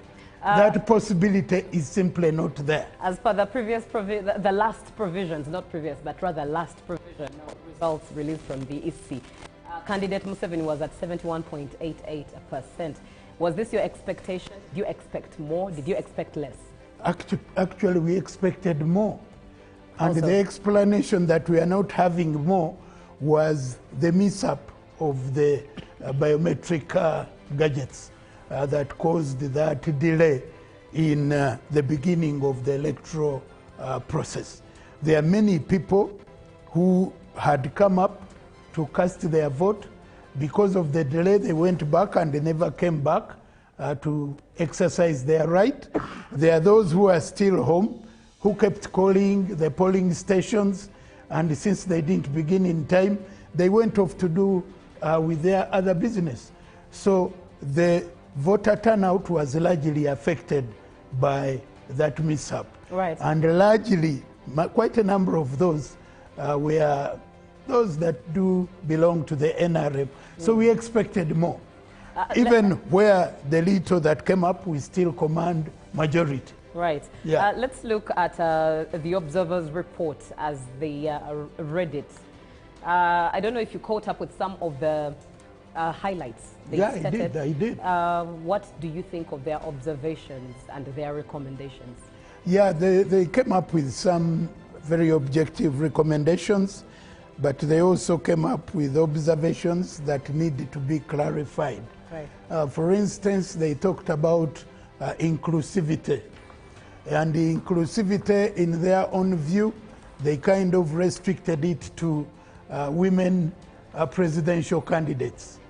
Definitely the world over, that level of inclusivity, because it is according to the parties, but it is also according to the individual interested parties. We've had quite a number of female candidates come up in recent times. This time around, the fact that none came up, you can't put it to anyone. You can't put it to the NRM. You can't put it to government, because offering yourself as a candidate is an individual decision. So if there are no ladies that took up that decision, it's not something that you can blame to the Electoral Commission or to the party or to anyone. But the inclusivity can be seen in terms of parliamentary, to the extent that in the Constitution of Uganda, there are those slots and there are those offices, there are those constituencies that are exclusive for women. Like, for instance, the woman member of parliament, and we have them. And that is exclusive. So that answers the question of inclusivity through legal framework. It is provided for and it is reserved for women. So when you talk about inclusivity, Uganda is an inclusive space where women and affirmative action is guaranteed. When you look at the women, they are provided for. When you look at the youth, they are provided for. When you look at workers, they are provided for. When you look at disabled, they are provided for.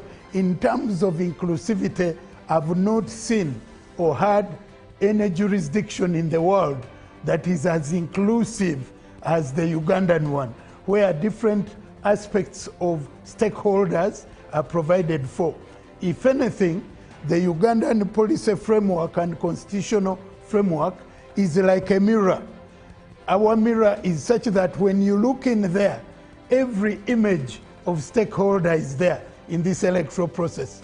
You have the women there, you have the youth there, you have the disabled, you have the workers, you have the veterans, you even have the elderly. So tell me which aspect of the Ugandan polity is not reflected. And this is provided for in our legal framework. So the observers need to appreciate that. If anything, they should be congratulating us and appreciating us for being such an inclusive country where all sections of society are provided for. And they are going to be reflected in different levels of decision making. At the national level, even in the local government, the same principles do apply. So for me, I simply say we are the most inclusive world over. I'm not aware of any country that plays the inclusivity card to the level, the scope, and the spread that we do it. And all that was as a result of the NRM government that is led by President Museveni, and that is part of the gains to be protected. So all those candidates that offered themselves were protecting the gains that were shared by the NRM government under candidate Yoweri Museveni. All right, thank you very much, Honorable Mike Sevalu. Now, on your screen, indeed, as you've seen, Jethro at Lubowa, that is the National Tally Center. He is going to have a conversation with the Vice President of Uganda, that is Major Jessica Alupo. I cannot imagine what she feels like right now, but let's head straight to the National Tally Center and hear that conversation as well.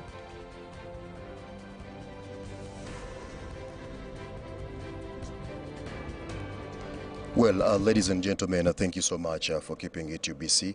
We are still coming to you live from Lubowa, the National Tally Center, where we do expect the EC Chairperson Justice Simon Byabakama together with the Commission to come and give us the final and the last update or the verdict on who will be the President-elect, since all results do come in to this very side. But the last that we did have, of course, we had gathered about 47,400 99 votes from the different polling stations out of the 50,739, meaning we had covered about 93.61%. But of course, we do have different dignitaries, we do have different observers, we do have different agents who are coming in to witness, but also to hear the exact information on how and when and who will be the president-elect. I do have the opportunity to talk to Her Excellency, the Vice President of the Republic of Uganda, Right Honorable Jessica Alupo. She will be telling us her opinion. What does she think? Her Excellency, thank you so much for sparing time. First things first, you went in unopposed as a woman member of parliament to represent Katakwi district again. How did you get to this? How did you make it once again that the people decided that you go back to parliament to represent them? Thank you very much, and good afternoon, viewers. The election process is a process that is very crucial, and therefore all the stakeholders are normally very keen in participating and contributing to the process. Therefore, I would like to start by thanking all Ugandans who have participated in these elections as candidates, as electorate, as mobilizers in different capacities. For the case of Katakwi, I would like to state that my journey on this election process was very interesting. But what I would like to point out is that the elections in Katakwi during the NRM primaries and from the time I got nominated in the national election were very free and fair. The atmosphere, the environment was extremely conducive and level for all candidates.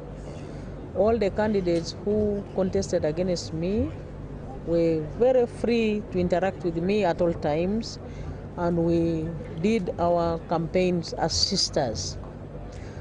For my sister who withdrew and gave way for me to become unopposed, I thank her very sincerely for her insight in recognizing that that was a good and a better option for all of us as the people of Katakwi district.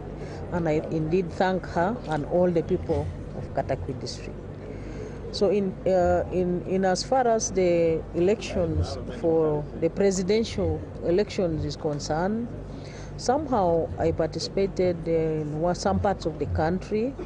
I also noted that there was a conducive environment across the country for all the presidential candidates to reach out to the electorate.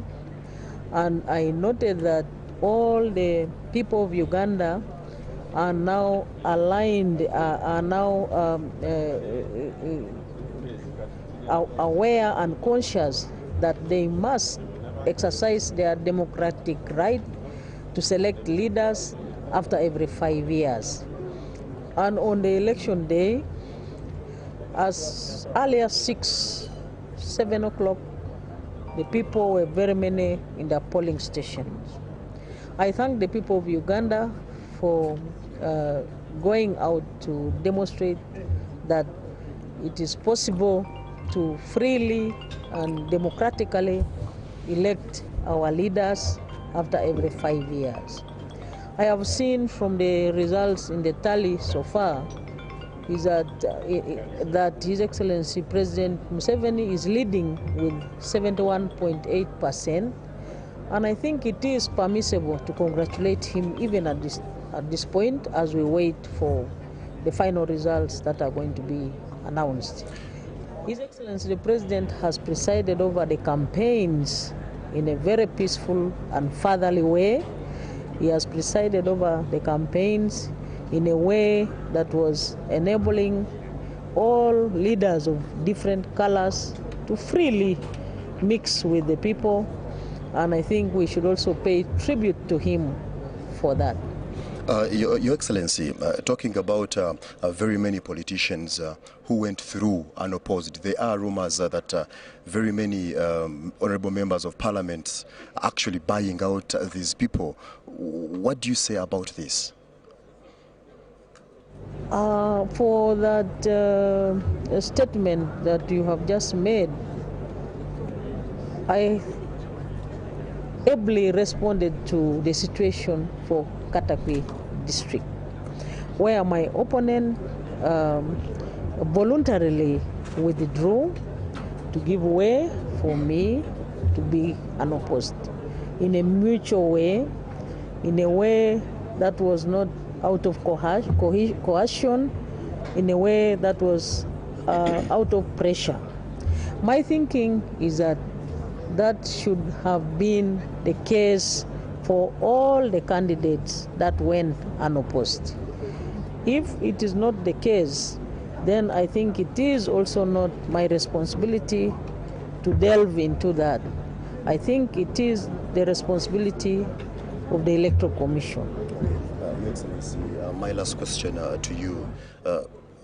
Today and any minute from now, the EC will be giving out their final declaration. What should Ugandans expect?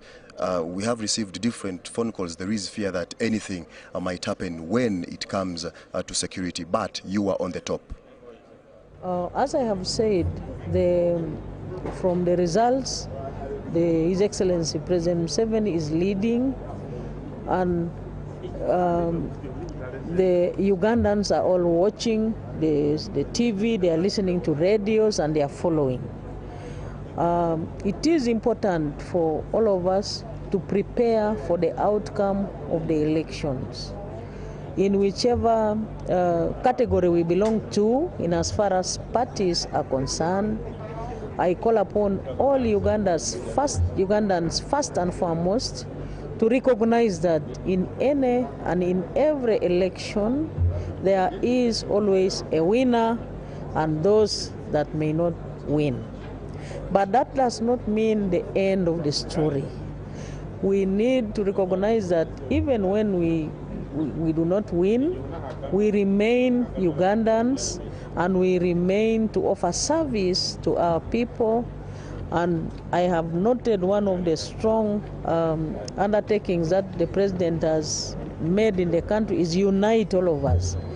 So after the outcome of the results that are due to be announced, I call upon all Ugandans to remain united and rally behind the president who is going to be announced so that he can be able to implement the programs for the betterment of all Ugandans.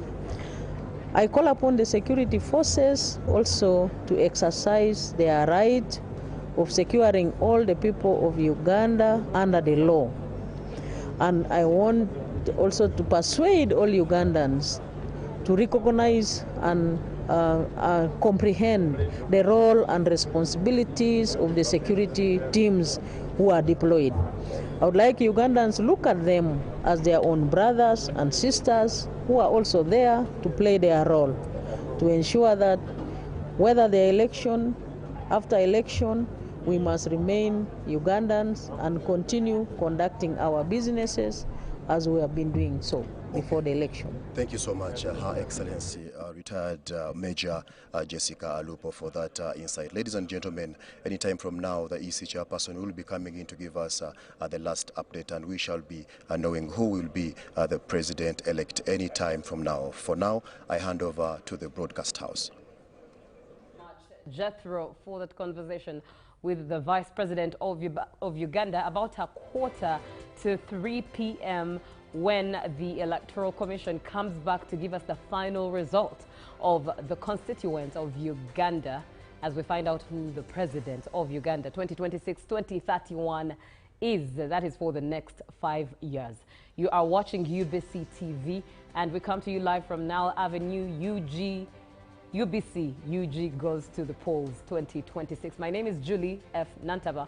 In studio with me is Honorable Mike Sevalu, and we're having conversations here and there regarding this particular season that we are in as Ugandans. And on that note, one of the mentions that the Honorable Vice President has made is on security. Coming back to you, Honorable Mike Sevalu, she did talk about the fact that as Ugandans, we should not fear security members. We should look at them as our brothers and sisters who are also playing their role. Do you really think that Ugandans are able to perceive men in uniform in such a stature? Yeah, thank you very much, Julie.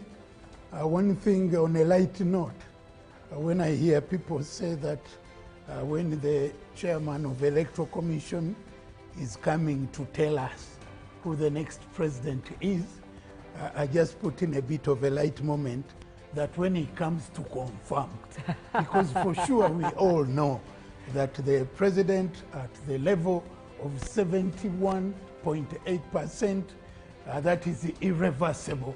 It is not something that can be reversed. Like I did indicate earlier on, the president overlapped his next opponent 3 times. So to undo that and be able to gain victory is something that may never, even miracles of that nature can't happen now. Now, regarding security, one of the biggest gains that we are protecting is peace, security, and stability. And what is the reflection and the attraction of majority of Ugandans to secure the country, secure the people, and their property? So that's why we need to appreciate the role and mandate of the security forces in an exercise of this nature, where even those that don't wish us well from the external may want to take advantage of this and do something that can compromise the security of the country.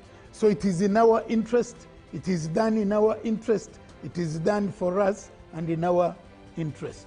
Right, and still on that particular matter of security, moving forward with the next government that is to take on, that is to take Uganda on, what advice do you have? What changes do you think need to be made? What should be done better in terms of governing the nation? When we start with security itself, the perspective on ground seems to be a little different. It seems like security is against the citizens of Uganda. So what do you think the government that is The perspective is by some, but that perspective is projected and championed by some leaders. You know, there are those leaders who only believe that if they've not won, then they would rather let everything go to waste. You know, that is not being very strategic leadership. That is not being objective. That is not being good leaders. Because security is good for all of us. Security is good for the opposition, just like it is good for those in government. So security is a cross-cutting benefit. It is a common good. It is a general good. So those leaders that create an impression of that Uganda is not secured, or the security is not operating for good intentions of everyone, seriously, they are not being good. They are being bad losers who say, if we've lost it, let's create a situation that that is not good for everyone. Right. But I think just like candidate Museveni has always done, just like NRM has always done, this is not the first election we've participated in. The government has always taken security as paramount and has served the entire country without discrimination, because security is a cross-cutting benefit. Once the country is secure, anybody will use that enabling environment to get the best out of it. So I want to believe that securing Uganda will remain a top priority, just like it has been in the last 40 years. Correct. And Looking at the high expectation and indeed the confirmation that you have as the fact that candidate Museveni indeed is going to be announced as the next president. The statistics are confirming so. that are being told to us by the Electoral Commission. On top of protecting the gains, what changes do you suggest the new government should make as Uganda moves ahead? I think the president and government have taken on the issue of transformation through household income, through getting the entire majority into the money economy. The parish development model is something that has been rolled out. It should be scaled up to the highest level, widen the scope of beneficiaries, enhancing the efficiency levels in terms of access, in terms of equity, making it more effective so that the beneficiaries do benefit from that, so that the development that we've been able to get in terms of the roads, in terms of the infrastructure, is translated into household income. And that is the focus that should be given high priority, high attention. All those that are given responsibility to implement that should do it to the best of their ability, so that we get a whole majority of Ugandans benefiting and transforming themselves from subsistence to money economy and benefit from the programs of government. Also, service delivery should be put at its highest. You know, universal primary education, universal secondary education, immunization, and all programs that have the effect of improving the welfare of the people should be put to the highest level of implementation. So the team the president is going to assemble, he should consider looking at those people that will increase effectiveness and efficiency of service delivery, but also of the transformation agenda, so that people get out of poverty, so that people create wealth, so that people enjoy a high standard of living. Right. Now, on your screen, you might be wondering what is being displayed. It's how the different districts are performing in regards to domination of the parties. And you can see, as you can see, NUP and NRM are really into the different districts. Some districts like that on display is yellow, meaning that yellow has dominated that particular district. And of course, that too as well is yellow. So it's informing you, the chart is definitely just informing you which districts are being dominated by what party as you study it on there. Now, Honorable, speaking of, for your information, by the way, we do have 5 minutes to 3 p.m. 3 p.m. is the time that... To the hour, as it goes. Indeed, 5 minutes to the hour, the long-awaited hour by Ugandans. But as we wait for that hour is the hour that Justice Simon Byabakama will come through to give us the final result of who the next president of Uganda is for the next 5 years and what the statistics look like. On the screen is a view of what Kampala looks like. The streets are very clear. We don't see any heavy police deployment on the streets. It's just a few cars moving, as you can see on the screen and the footage that you can indeed see from there. It's just quite calm and relaxed. It feels like a Sunday already on this Saturday.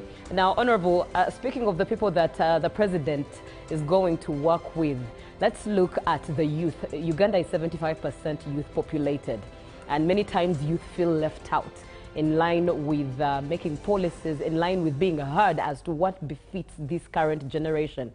What do you think should be done in the next government regarding... You from the Central Business District. To be specific, we're coming to you from downtown Kampala on Queens Way, at the Flyover Road. Well, the ambience here is quite normal. The mood is quite somber. It's not anything that we probably been hearing. In Kampala, we can see that transportation is going on. Of course, the traffic is relatively less than the usual, considering the fact that it's following a day that was considered a public holiday. Of course, the voting and the tallying day. And when you look around, the mood is really normal. You could think that this was just any other public holiday. Border borders are packed on the streets waiting for those clients that decided to come out today. We're also seeing pedestrians. We're also seeing taxis. We're actually proximate to the old and new taxi park, and the taxis are coming in, going out as normal as they should. We don't see any signs of unrest. We are confident that the streets are actually safe. To also talk about the security situation, there are several cars, there are several police vehicles parked on the side, and they are supervising the security situation. We know that for sure they are also distributed amongst the various corners, the various aspects and hotspots within the CBD here. So we know for sure that security is actually really tight. Nothing is expected. We also don't see, of course, as we expect for the results to come in at about 3 to 4 p.m. by the Electoral Commission. Of course, the mood is expected to change, but considering the fact that security is tight, we might not see any unrest. Now, of course, we also have to bring to the fact that the results are already out. Not really fully, but partially.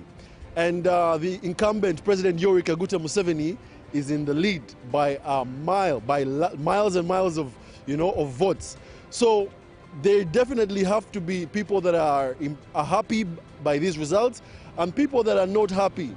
So we can only report to see what happens, but that's the report that I'm getting here in downtown Kampala.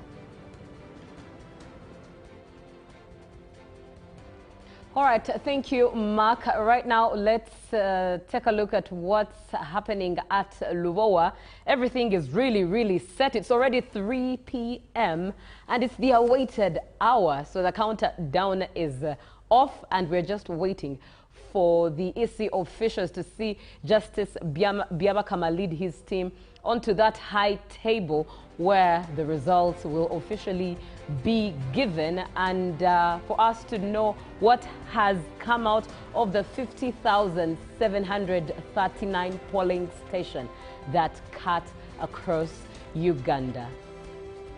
And looking at what the last provisional results had, total number of polling stations 21,649,000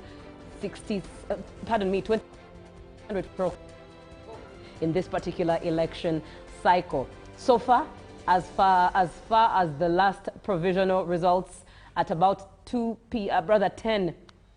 a.m., 47,499 polling stations had been collected for their votes.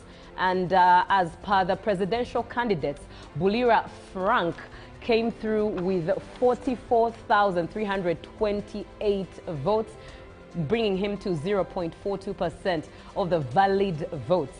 Robert Kasibante was at 32,224 votes, bringing him to a percentage of 0.30%. Robert Chagulanyi was at 2,601,150 votes, bringing him to a percentage of 24.46%. Mabidizi was at 22,274 votes, that is to 0.21%. Muntu was at 57,019 votes, bringing him to 0.54%. Munyagwa was at 30,509 votes, bringing him to 0.29%. And Nandala was at 202,802 votes, bringing him to a percentage of 1.91%. And candidate Museveni finally was leading with 7,643,778 votes, bringing him to a percentage of 71.8%. As you can see on your screen, the graph there is showing you that indeed yellow has such a high lead, and the range is rather different. Yes, Honorable. What? Very interesting. Yes, please. About the trends, the results have moved right from the word go. Candidate Museveni was leading up to now. There was no point when he was overtaken. But even in the run-up during the presidential campaigns, the opinion polls have all indicated a clear trajectory of win for candidate Museveni. And the predictions are coming to pass because the average that has come out in terms of his percentage win was around 70 to 75, thereabout. Right. And looks like it is not far-fetched. And that is very scientific. That is evidence-based. So this victory was predicted, was predictable, and it has come to pass. I can see the result of your work indeed is paying off. Now, just a reminder on what Afande Kituma Rusoke, the spokesperson of police, said about the whereabouts or welfare of Honorable Kyagulanyi. He did say that, number one, for a fact, as police, they know that Bobi Wine is not under any form of arrest. And he said that, in fact, Kyagulanyi is at home, his home in Magere. But he also made mention of the fact that deployment around Magere and perhaps his home also is number one. Magere is like any other hotspots. It's among those hotspots that security detail took note of and decided to deploy police there. But also the fact that in case there's anyone who had plans to organize to disorganize the public, that was one way of cutting them off. That's why even around his home, perhaps you could have seen or taken note of police deployment on there. And then he also said, if you do not believe what the police is saying, then there's no other way of proving it to you. Just believe what the police is telling you. And the commission, that is the Electoral Commission, to give us the final result of Uganda's constituency and who leads it. Of course, as Honorable Mike Sebalu did share the excitement, that I mean by the statistics and what we've seen even on the graph itself, it's quite evident who is going to be announced. But it's also important that you know the numbers as they come in from 50,739 polling stations in the election cycle of the general elections 2026. So far, by the last provisions, only 47,499 polling stations as the polling stations whose results had been collected. But as we speak right now, we are left with a balance of 3,240 polling stations. And those 3,240 polling stations will be added onto the 47,499 polling stations, and it will be a total of 50,739 polling stations. As you can see on your screen, in studio with me is Honorable Mike Sebalu, who's giving us his insights, especially as someone who has been around. And it's quite an honor for the younger generation to learn from men and women of his stature who have seen Uganda have its history being written, and its history being written even in the now, in comparison of their time of service. Has it always, Honorable Mike Sebalu, has it always been as tensioning as now? I'm not so sure. That right now it perhaps seems a lot of mixed emotions, because there are those, obviously, who believe that the results, as you heard, the results at the Tally Center are not the same ground. But give us a feel of what it was. The 50+1, because in Uganda it is simple majority, 50+1, and that declares you the winner. The winner, yes. But it is not anything like that. The gap is so glaring. the winning is massive. So we should be able to take it in good spirit and plan to reorganize and give it another shot. Right. Next. About 13 minutes after 3 p.m., we are still waiting for Justice Simon Byabakama and all the commissioners from the Electoral Commission to take those seats at the highest table in that lounge right now at Lubowa. That is at the National Tally Center, which is the headquarters of the Electoral Commission. And as we wait, we are having this conversation and chewing on many things while we learn and relearn. Speaking of taking your victory in honor or taking your defeat in honor, what would you advise those who have lost in elections, both at positions of members of parliament as well as the presidency, those who will be announced to have lost? What would you advise them moving forward? How best can they serve their country? How best can they be part of the story of their country in the next 5 years? Yeah, you see, they need to take it that leadership is not about a position. Leadership is not about an office. Leadership is not about a title. Leadership is your viewpoint, is your orientation, is your thought process, is your level of objectivity, your level of engagement, your level of participation. So there are different spaces where leadership will manifest itself. So you can always be a good engager. You can engage in constructive engagement. Where there are good ideas, you can offer good ideas, you can offer good advice, and you can be available to respond to any needs where your talents, your skill set can be applicable. The problem is to imagine that if you don't have a position, if you don't have a title, if you don't have an office, you are as good as useless. That is the wrong view of leadership. Because even in the opposition, you can make your constructive contribution in terms of alternative policy direction. You can appreciate where government is doing good. You can come in to support where you think better ways of implementation can be done. It's not about criticism, it's not about disengagement, it's not about alienation. So that is what leadership is all about. I'm here in this office not because I have a title, not because I have an office, not because I have a response, but because of my civic responsibility to come and share my viewpoint and be able to make a contribution in the space of leadership. Let's look at this leadership going into even serving with the new government now that shall govern Uganda 2026 into 2031. For those who are on the side of opposition, does it make sense for them to be part of the government and serve in the government, as we've seen the likes of Honorable Norbert Mao, who is of DP, but is the current Minister of Constitutional Affairs? Yeah, and to serve in government does not mean you are on the government side, because those parties that have not been able to win the presidency have members of parliament.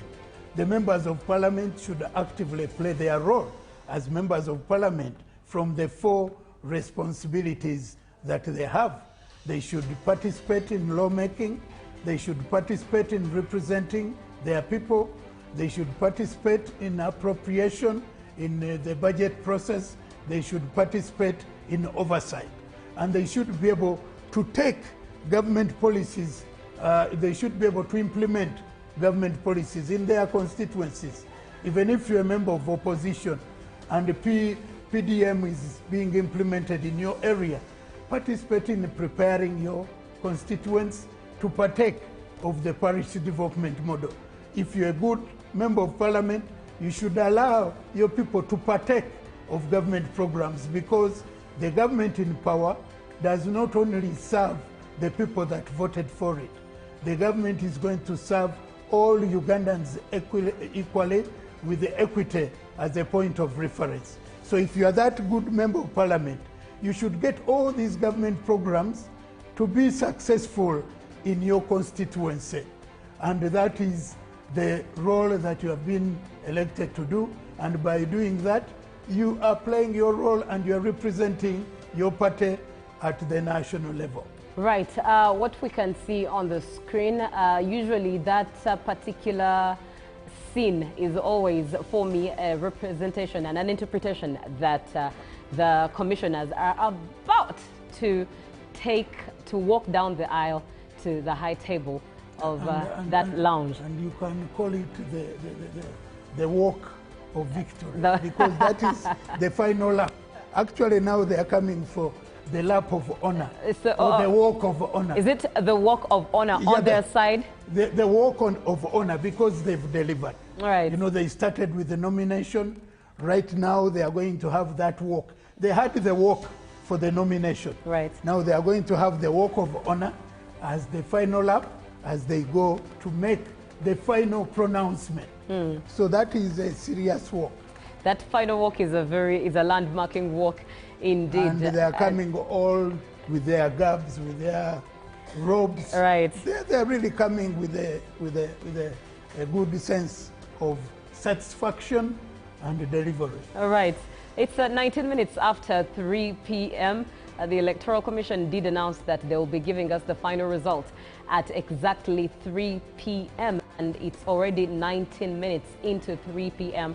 as we await them. We await the commissioners to take the walk of honor, as Honorable Mike Sevalu has indeed given it that title and that imagery, that they take that final walk as they give Ugandans the final result that has come from 50,739 polling stations on there. And of course, we are left with 3,240 polling stations to complete all the 50,739 polling stations and receive the final result of Uganda's election cycle in the general election 2026. Which is their final deliverable. That's another box they're ticking. Right. The final deliverable, an outcome of 3 months of serious engagement. Indeed, 3 months, and actually even more months if you think about it. From mobilizing for country registers, updating registers. It's been a journey. They've walked it. We thank God for giving them good health and long life, long enough to reach this day. Yes, and the life to also speak into the different matters regarding the cycle. We've always had Paul Bukenya, the deputy spokesperson, educate Ugandans on and on and on as to why A was A, B was B, why the BVVKs, why not the BVVKs, and all of that. And there's still, of course, a lot of explanations to do after there is. The BVVKs failed. failed. To the nation. Yes. But I want to thank them for having owned up and apologized for the mishap. And they were able to take a decision that allowed the process to get to its logical conclusion. Right. And indeed, we also hope that the explanation will be satisfactory to Ugandans, because obviously these machines... It is. If it were not, Ugandans wouldn't have participated.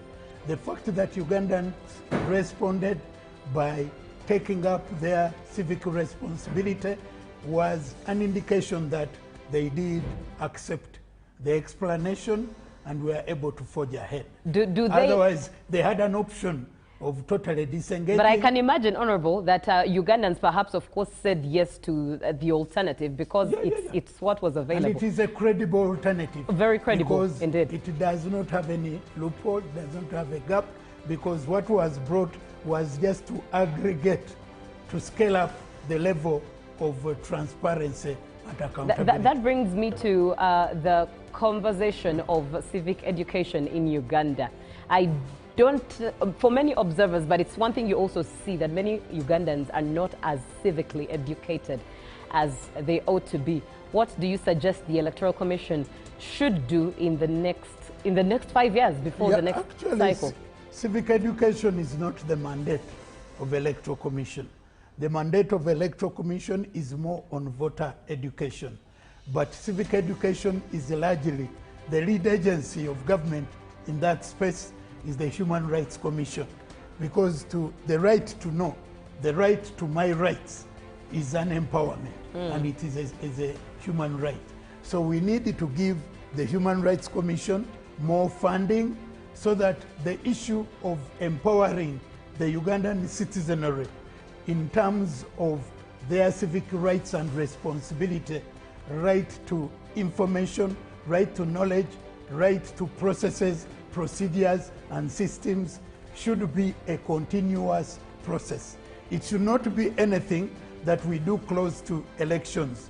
It should be a continuous. Just like after we are going through this election cycle, immediately after, civic education should begin by identifying what worked and why it worked, what didn't work and why it didn't work, and what we need to do differently.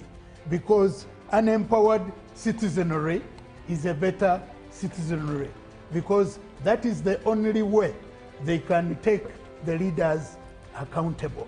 So that is something we really need to give serious attention to, and the next government should give good, sufficient funding to the lead agency and other supporting agencies to ensure that empowering the citizen, because even taking advantage of the parish development model is an issue of citizen rights and information and empowerment, knowing that government has a right to empower you. Even the whole idea of knowing the role of a member of parliament, so that the citizens can vote knowing the work of the members of parliament. And that's where we usually lose it. And taking advantage of these people, I will make the roads, I will build the hospital. That is not the work of a member of parliament. So that is an area that needs to be given sufficient consideration, and sufficient consideration can only be reflected in the budget. Right. The budget line needs to be given so that that work is undertaken. Speaking of the roles of members of parliament, let's look at the numbers of that represent Ugandans in that August House. Uganda is known as the country with the largest number of members of parliament. Do you think it's necessary? That is another conversation we need to look at. We need to have a cap, a ceiling. We need to have it scientifically arrived at in terms of the population quota, so that my view is that we need a small, a lean, but efficient and effective parliament that is well facilitated with research assistants, with the research facilities, with good officers, with the support team, like it is done in many of other jurisdictions. Even in terms of time allocated to members of parliament, if you have 500 members of parliament and they are debating for 3 minutes, what serious debate can you make in 3 minutes? Even before you are done with your preamble, your time is up. We need a parliament that can get sufficient time to do research, informed members of parliament with good time to articulate and represent the issues pertaining to their constituencies. Right. So we need to have that revisited at some point in time. I think if we are to have a constitution amendment, that is an area that needs to be revisited. What is an ideal size of a parliament of our nature?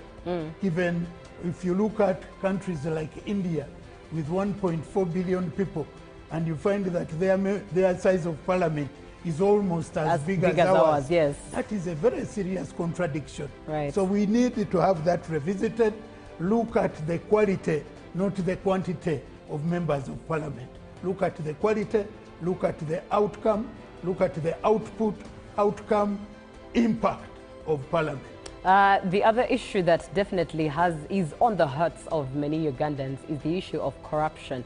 With the new government that takes Uganda into the next 5 years, from 2026 to 2031, how best do you think this can be dealt with? Because I think it's lingering.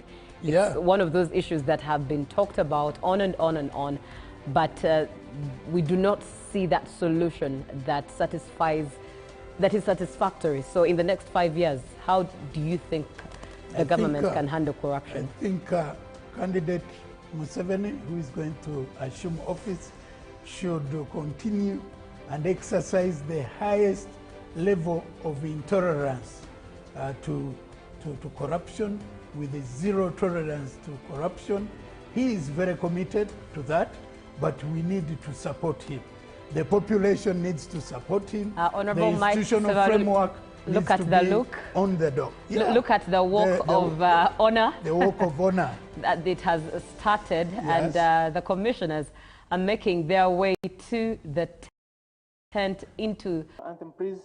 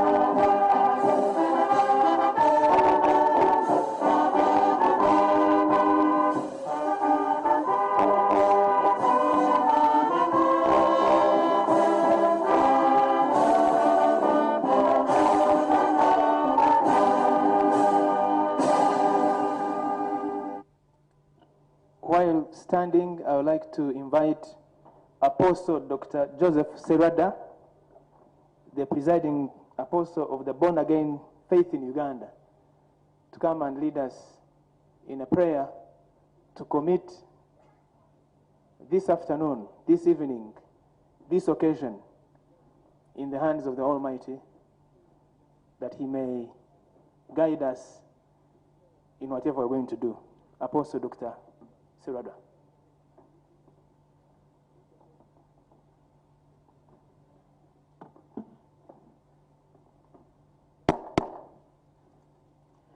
Let us pray. Father God, we, the people of Uganda that you made in your own likeness, the nation that you prepared for this day before time, on whose wings we have sailed throughout these days till today. Allow us today to come to your very presence with thanksgiving. When we started out, at the beginning of this exercise, every one of our prayer houses centered their prayer on this day. We asked for your help. We could not look to the heavens, we could not look to the hills or the valleys, because our help comes from you, O Lord. Guided by the word of the Bible, in the book of wisdom, in Proverbs, chapter 18, verse 18, where King Solomon advises and guides that the ballot puts an end to quarrels and decides between powerful contenders. We asked for your help so that you cover us with your peace, because you are the Prince of Peace, and heaven is the source of that peace. We ask for angels to be on guard as the season ahead of us and ahead of the nation threatened violence and agitation began to build up. We asked for wisdom for the chairman and indeed the entire body of the Electoral Commission, for capability and capacity so that they may be equal to the task to manage this awesome exercise. They have done their best, and we know that the rest is now in your able hands. We asked for discipline in the armed forces, and we've now marked improvement in their conduct during this trying season, as you have indeed prevailed over each one of us. We ask for a spirit of maturity for those running for office, their supporters and their promoters alike, knowing that these days and these times would become times of high emotions. We asked all this because we knew there would be losers and winners at every stage, whether announced at the polling station or at the final tallying center. That great day and that moment has now arrived. We thank you for allowing us to see this day.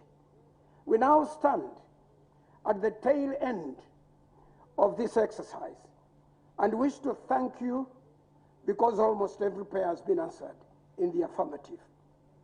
We implore you to cause the spirit of understanding,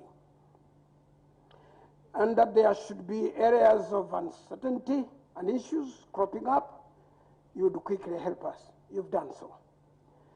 We saw how you helped us sail through the hours of emotion, distress, and anxiety as the science of the BVV machines failed and fear was setting over the nation and its occupants.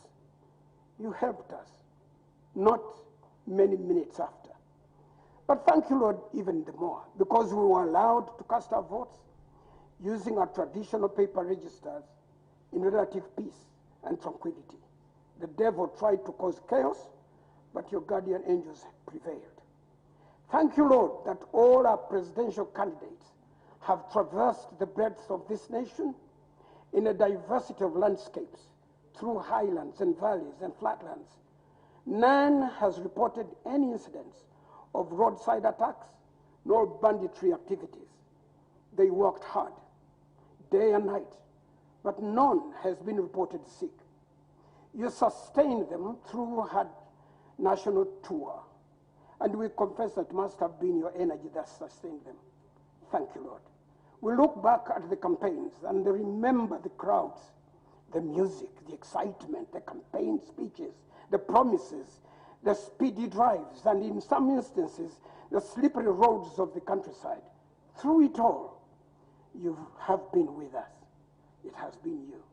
And since last evening, as the results started to trickle in from different parts of the nation, causing anguish and excitement at the same time, as it became clear who was winning and who was losing, we now ask that you put your able and strong hand on Uganda again.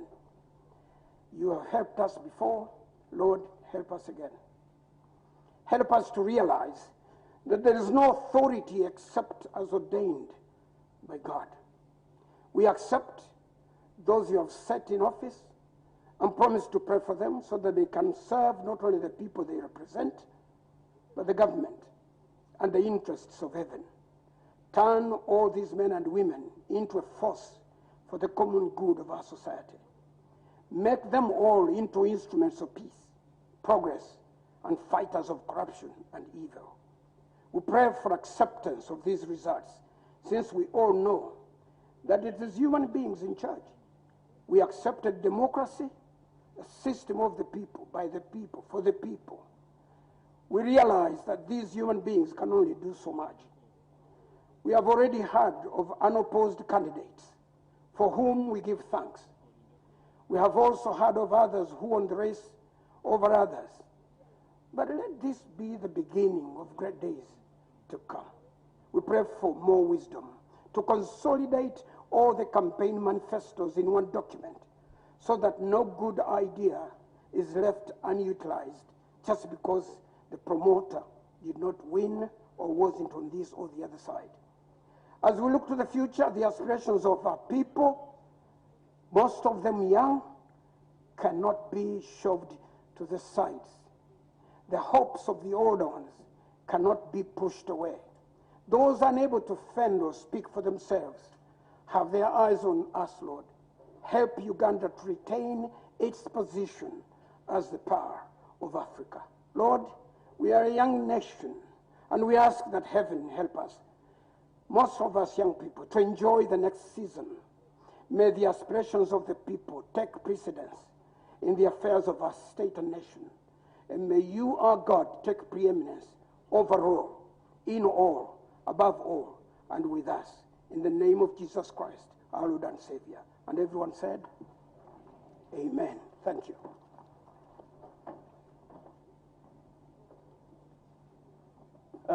You may please take your seats, and thank you very much, Apostle Dr. Joseph Serrada, for the powerful prayer that you have prayed here. Our dear distinguished guests, those in the hall here, and those, the millions that are watching this very important occasion from across this beautiful country, Uganda, and beyond, you are welcome to the National Tally Center for the presidential elections of 2026. You are welcome to the Electoral Commission grounds here in Ruboa, Rweza, where the tallying and declaration of these results is going to be made momentarily. Dear guests, I wish to take this opportunity to introduce to you the commission, so that those that are in the room and those that are there watching will know who is here in front of you. And from my left, from the left, let me introduce Commissioner Peter Emorut. Welcome, Commissioner Peter Emorut. Let me introduce Commissioner Honorable Anthony Okero. Let me introduce Commissioner Dr. Simba Kayunga Sali. Let me introduce the Deputy Chairperson of the Electoral Commission, Hajat Aisha Rubega. Let me introduce the Chairperson of the Electoral Commission, Lord Justice Byabakama Mugenyi Simon. Let me introduce Commissioner Honorable Stephen Tashobia. Let me introduce Commissioner Caroline Bright Binamario. And let me introduce Mr. Richard Kamushababo, the Acting Secretary of the Commission. Dear distinguished guests, ladies and gentlemen, the country and the world is waiting for the words from the chairperson of the Electoral Commission and the Commission, I will now take this singular honor to invite the chairperson of the Electoral Commission, Justice Byabakama Mugenyi Simon, to speak to the country, to speak to Ugandans here in this room and those millions that are watching across this vast land and beyond these borders. Lord Chair, you're welcome. Thank you, Julius. Our distinguished guests, let me start with a word of apology for having kept you waiting. We are just ensuring that every dot, every comma, and full stop is in place. Your Excellency, the Vice President of the Republic of Uganda, the Right Honorable Speaker of Parliament, the Right Honorable Deputy Speaker of Parliament, the Right Honorable Prime Minister, the Honorable Secretaries General of political parties who are present in our midst, the official agents of all the presidential candidates who are present, representatives of political parties and organizations, the heads of national and international election observer missions, Your Excellencies, ambassadors and high commissioners, members of the Interreligious Council of Uganda, civil society groups and organizations, members of the Commission and staff of the Electoral Commission, members of our distinguished partners, the media, or the press, all of you distinguished invited guests, ladies and gentlemen. Allow me on this historical day, on behalf of the Electoral Commission, to welcome you to this National Tally Center for the presidential elections 2026, which is located here at the Electoral Commission head office grounds, Luweza, Lubowa, Makindye, Sabagabo Municipal Council, Wakiso District. The Commission wishes to congratulate the people of Uganda upon the successful conduct of the presidential and parliamentary elections, which were concluded on the 15th of this month. This election has been held at a time when Uganda is marking 30 years of the 1995 Constitution, which provided for the establishment of a permanent electoral commission with its mandate to organize and conduct regular elections and referenda. The Commission has since then organized 7 general elections under this new Constitution. That is the 1996, 2001, 2006, 2011, 2016, 2021, and now the 2026 general elections. These elections are derived from the bedrock of Article 1 of the Constitution, which says all power belongs to the people, and they shall exercise this power by, through their will and consent, electing their leaders in a free and fair election. The 15th of January, therefore, was the epitome of the actualization of that power.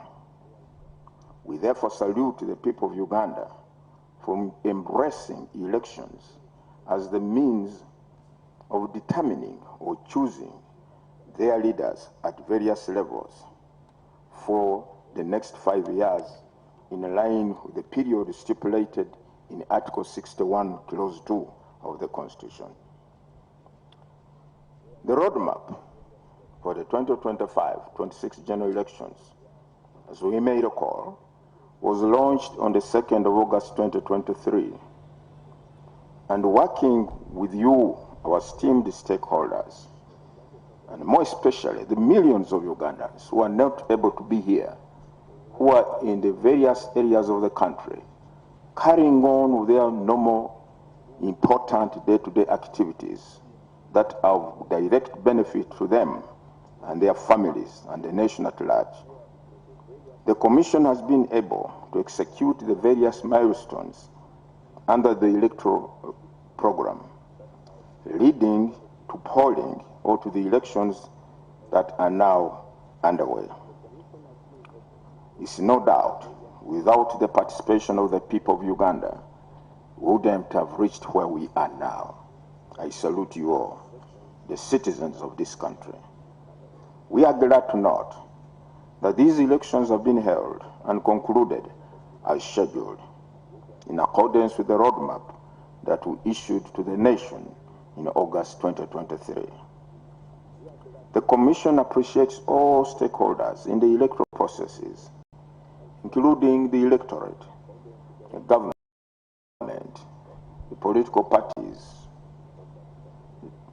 the civil society organizations, media, the development partners, the business community, the security agencies, national and international observers, religious leaders and cultural leaders, among others so many, for the support and the various roles you have played in your respective capacities at whatever level you are required to play your role towards the successful conduct of these elections. The Commission wishes to salute all the candidates who offered themselves for both the presidential and parliamentary elections. We wish to congratulate those candidates who have been declared as winners in the parliamentary, that is. For presidential, we have not yet declared. But for parliamentary, a number of people have been declared to have emerged victorious. We wish to appeal to all other participating candidates and their supporters to remain calm and accept the outcome of the elections. The Commission reiterates our appreciation to all the stakeholders for the responsible and peaceful conduct exhibited during the elections. We call upon all Ugandans to keep up this conduct during the period following the declaration of results this afternoon of the various elections that are going to be held in the future, especially the local government elections, starting with the concluded presidential and parliamentary elections.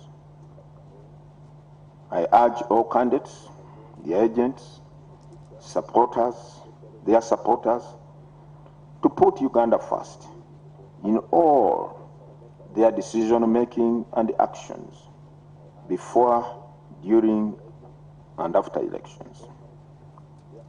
Where any stakeholder may not be satisfied with any processes leading to the elections or the outcome of the said elections, we want to encourage you that there are adequate laws in this land that provide the avenue for addressing any such concerns or grievances. Furthermore, we want you to ensure that this responsible conduct is upheld during the forthcoming local government council elections, including the special interest groups elections to the respective local government councils and the parliament that are scheduled, as a reminder, ladies and gentlemen, on the designated dates which I wish to point out. Although we are here to declare the results for the presidential elections, The local government elections have not yet been held. They are to take place within these first 30 days. That is between the 15th of January and 6th of February. And most importantly, they are part and parcel of the elections that are stipulated in Article 61, Clause 2. Elections for President, members of Parliament, those ones took place on the 15th. On the 19th of January, there will be a national conference for election of workers' representatives to Parliament. On the 20th of January, there will be election of councillors representing special interest groups, that is youth, older persons, and persons with disabilities at municipality or city division level. Election of councillors representing special interest groups, that is youth, older persons, workers, and PWDs at district or city level will take place on the 21st of January this year. Elections of district local government councils, that is district stroke city chairpersons, Lord Mayor, mayors, and councillors, 27th January. Regional conferences for election of regional youth representatives to Parliament, 28th of January. National conference for election of national female older persons representative to Parliament, 28th January. Army Council meeting for election of UPDF representatives to Parliament, 28th of January. Election of councillors representing special interest groups at sub-county or town or municipal division level, 30th of January. Regional conference for election of older persons representatives to Parliament, 2nd of February. National conference for election of persons with disabilities representatives to Parliament, 3rd February. Elections of sub-county, stroke town, stroke municipal division chairpersons and councillors, 4th of February. National conference for election of national female youth representatives to Parliament, 6th February. After this round of elections, the elections provided for under Article 61 Clause 2 will have been concluded or held within the stipulated time frames. The Electoral Commission wishes also to appreciate the government of the Republic of Uganda for fulfilling its obligation in financing the entire election budget. I wish to remind the country that these grounds where we are will house the permanent home of the Electoral Commission. We are therefore very grateful to the government of Uganda for the partnership with the National Housing Corporation, with whom we have worked tirelessly to have successful nominations of presidential candidates and now the National Tally Center on these grounds. We would like to use this opportunity to appeal to government, provide all the necessary funding to develop this permanent home to completion, and pray that by the next round of general elections, which are in 2031, there will be a permanent home of the Commission on these grounds. Let me say this to the people of Uganda. Presidential parliamentary elections are over. The local government elections are coming, they will soon be over.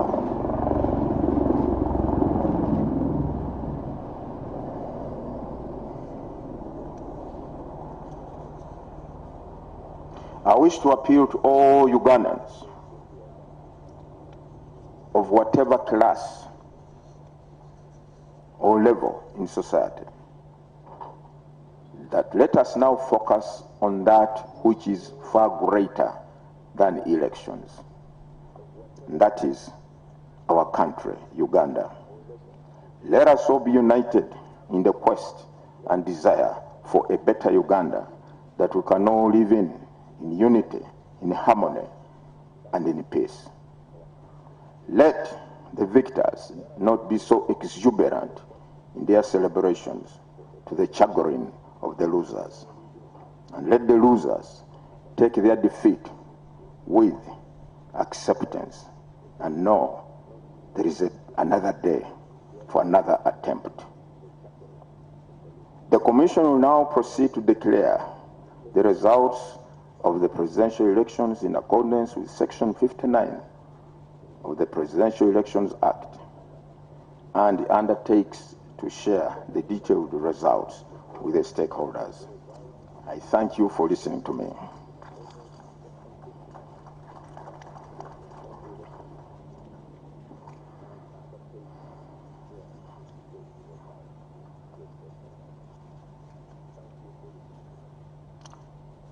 This is the final declaration of the presidential results.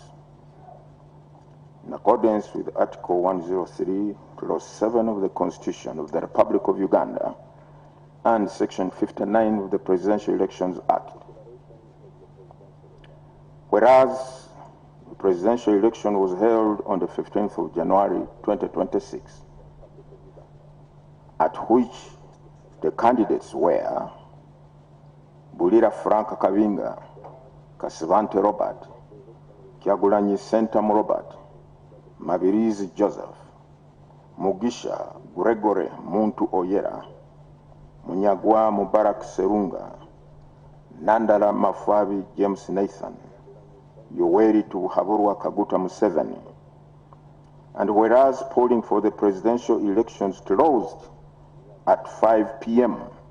on the 15th day of January 2026, and whereas the Electoral Commission has ascertained the results of the presidential elections, now therefore, in exercise of the powers conferred upon the Commission by Article 103, Clause 7 of the Constitution and Section 59 of the Presidential Elections Act, the Commission publishes and declares the results of the presidential elections as follows.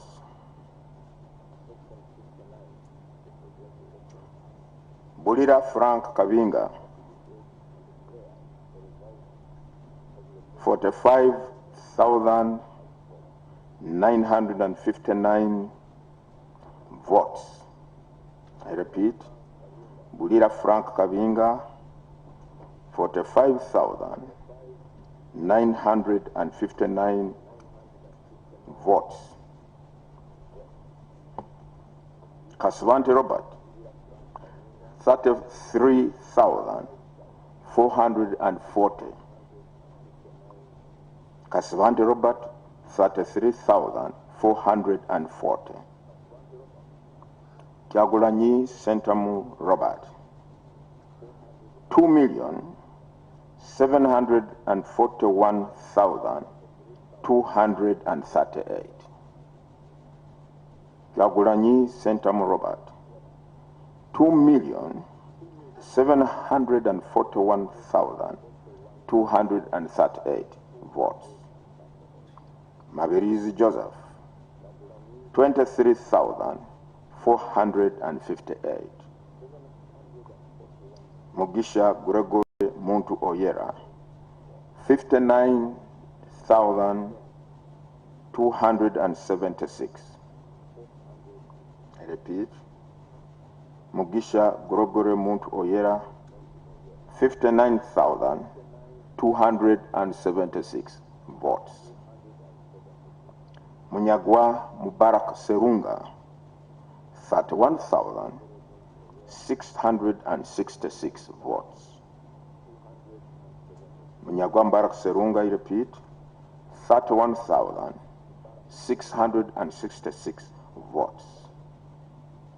Nandala Mafabi James Nathan, 209,039 votes. 209,039 votes. Yoweri Haburwa Kaguta Museveni, 7,946,772. I repeat, Yoweri Haburwa Kaguta Museveni, 7,946,772. 772 votes.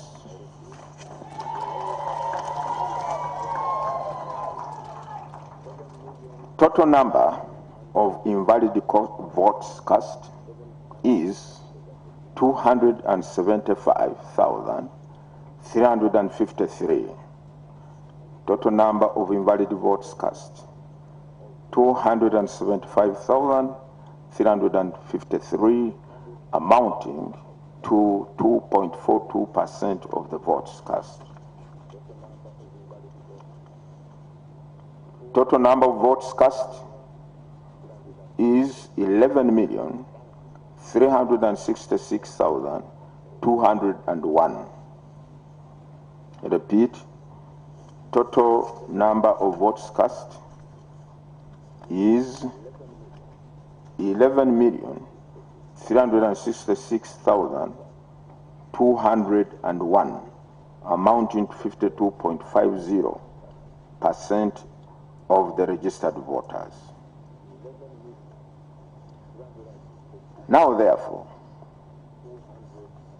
candidate Yoweri Kaguta Museveni, having obtained the highest number of votes in the election and the votes cast in his favor being more than 50% of the valid votes cast at the election, the Commission hereby declares the elected president declares candidate Yoweri Kaguta Museveni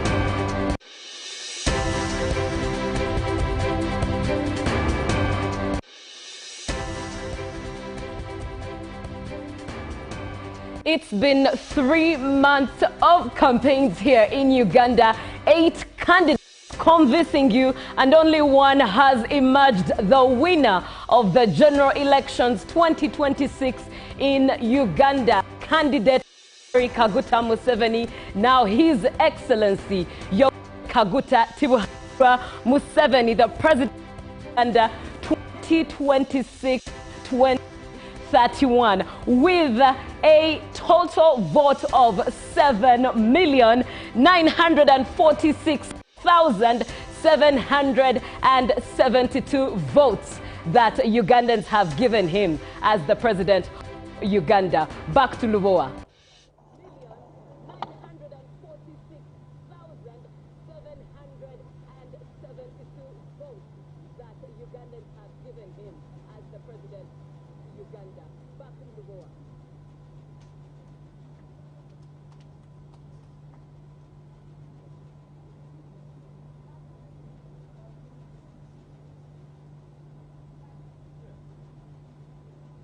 All right.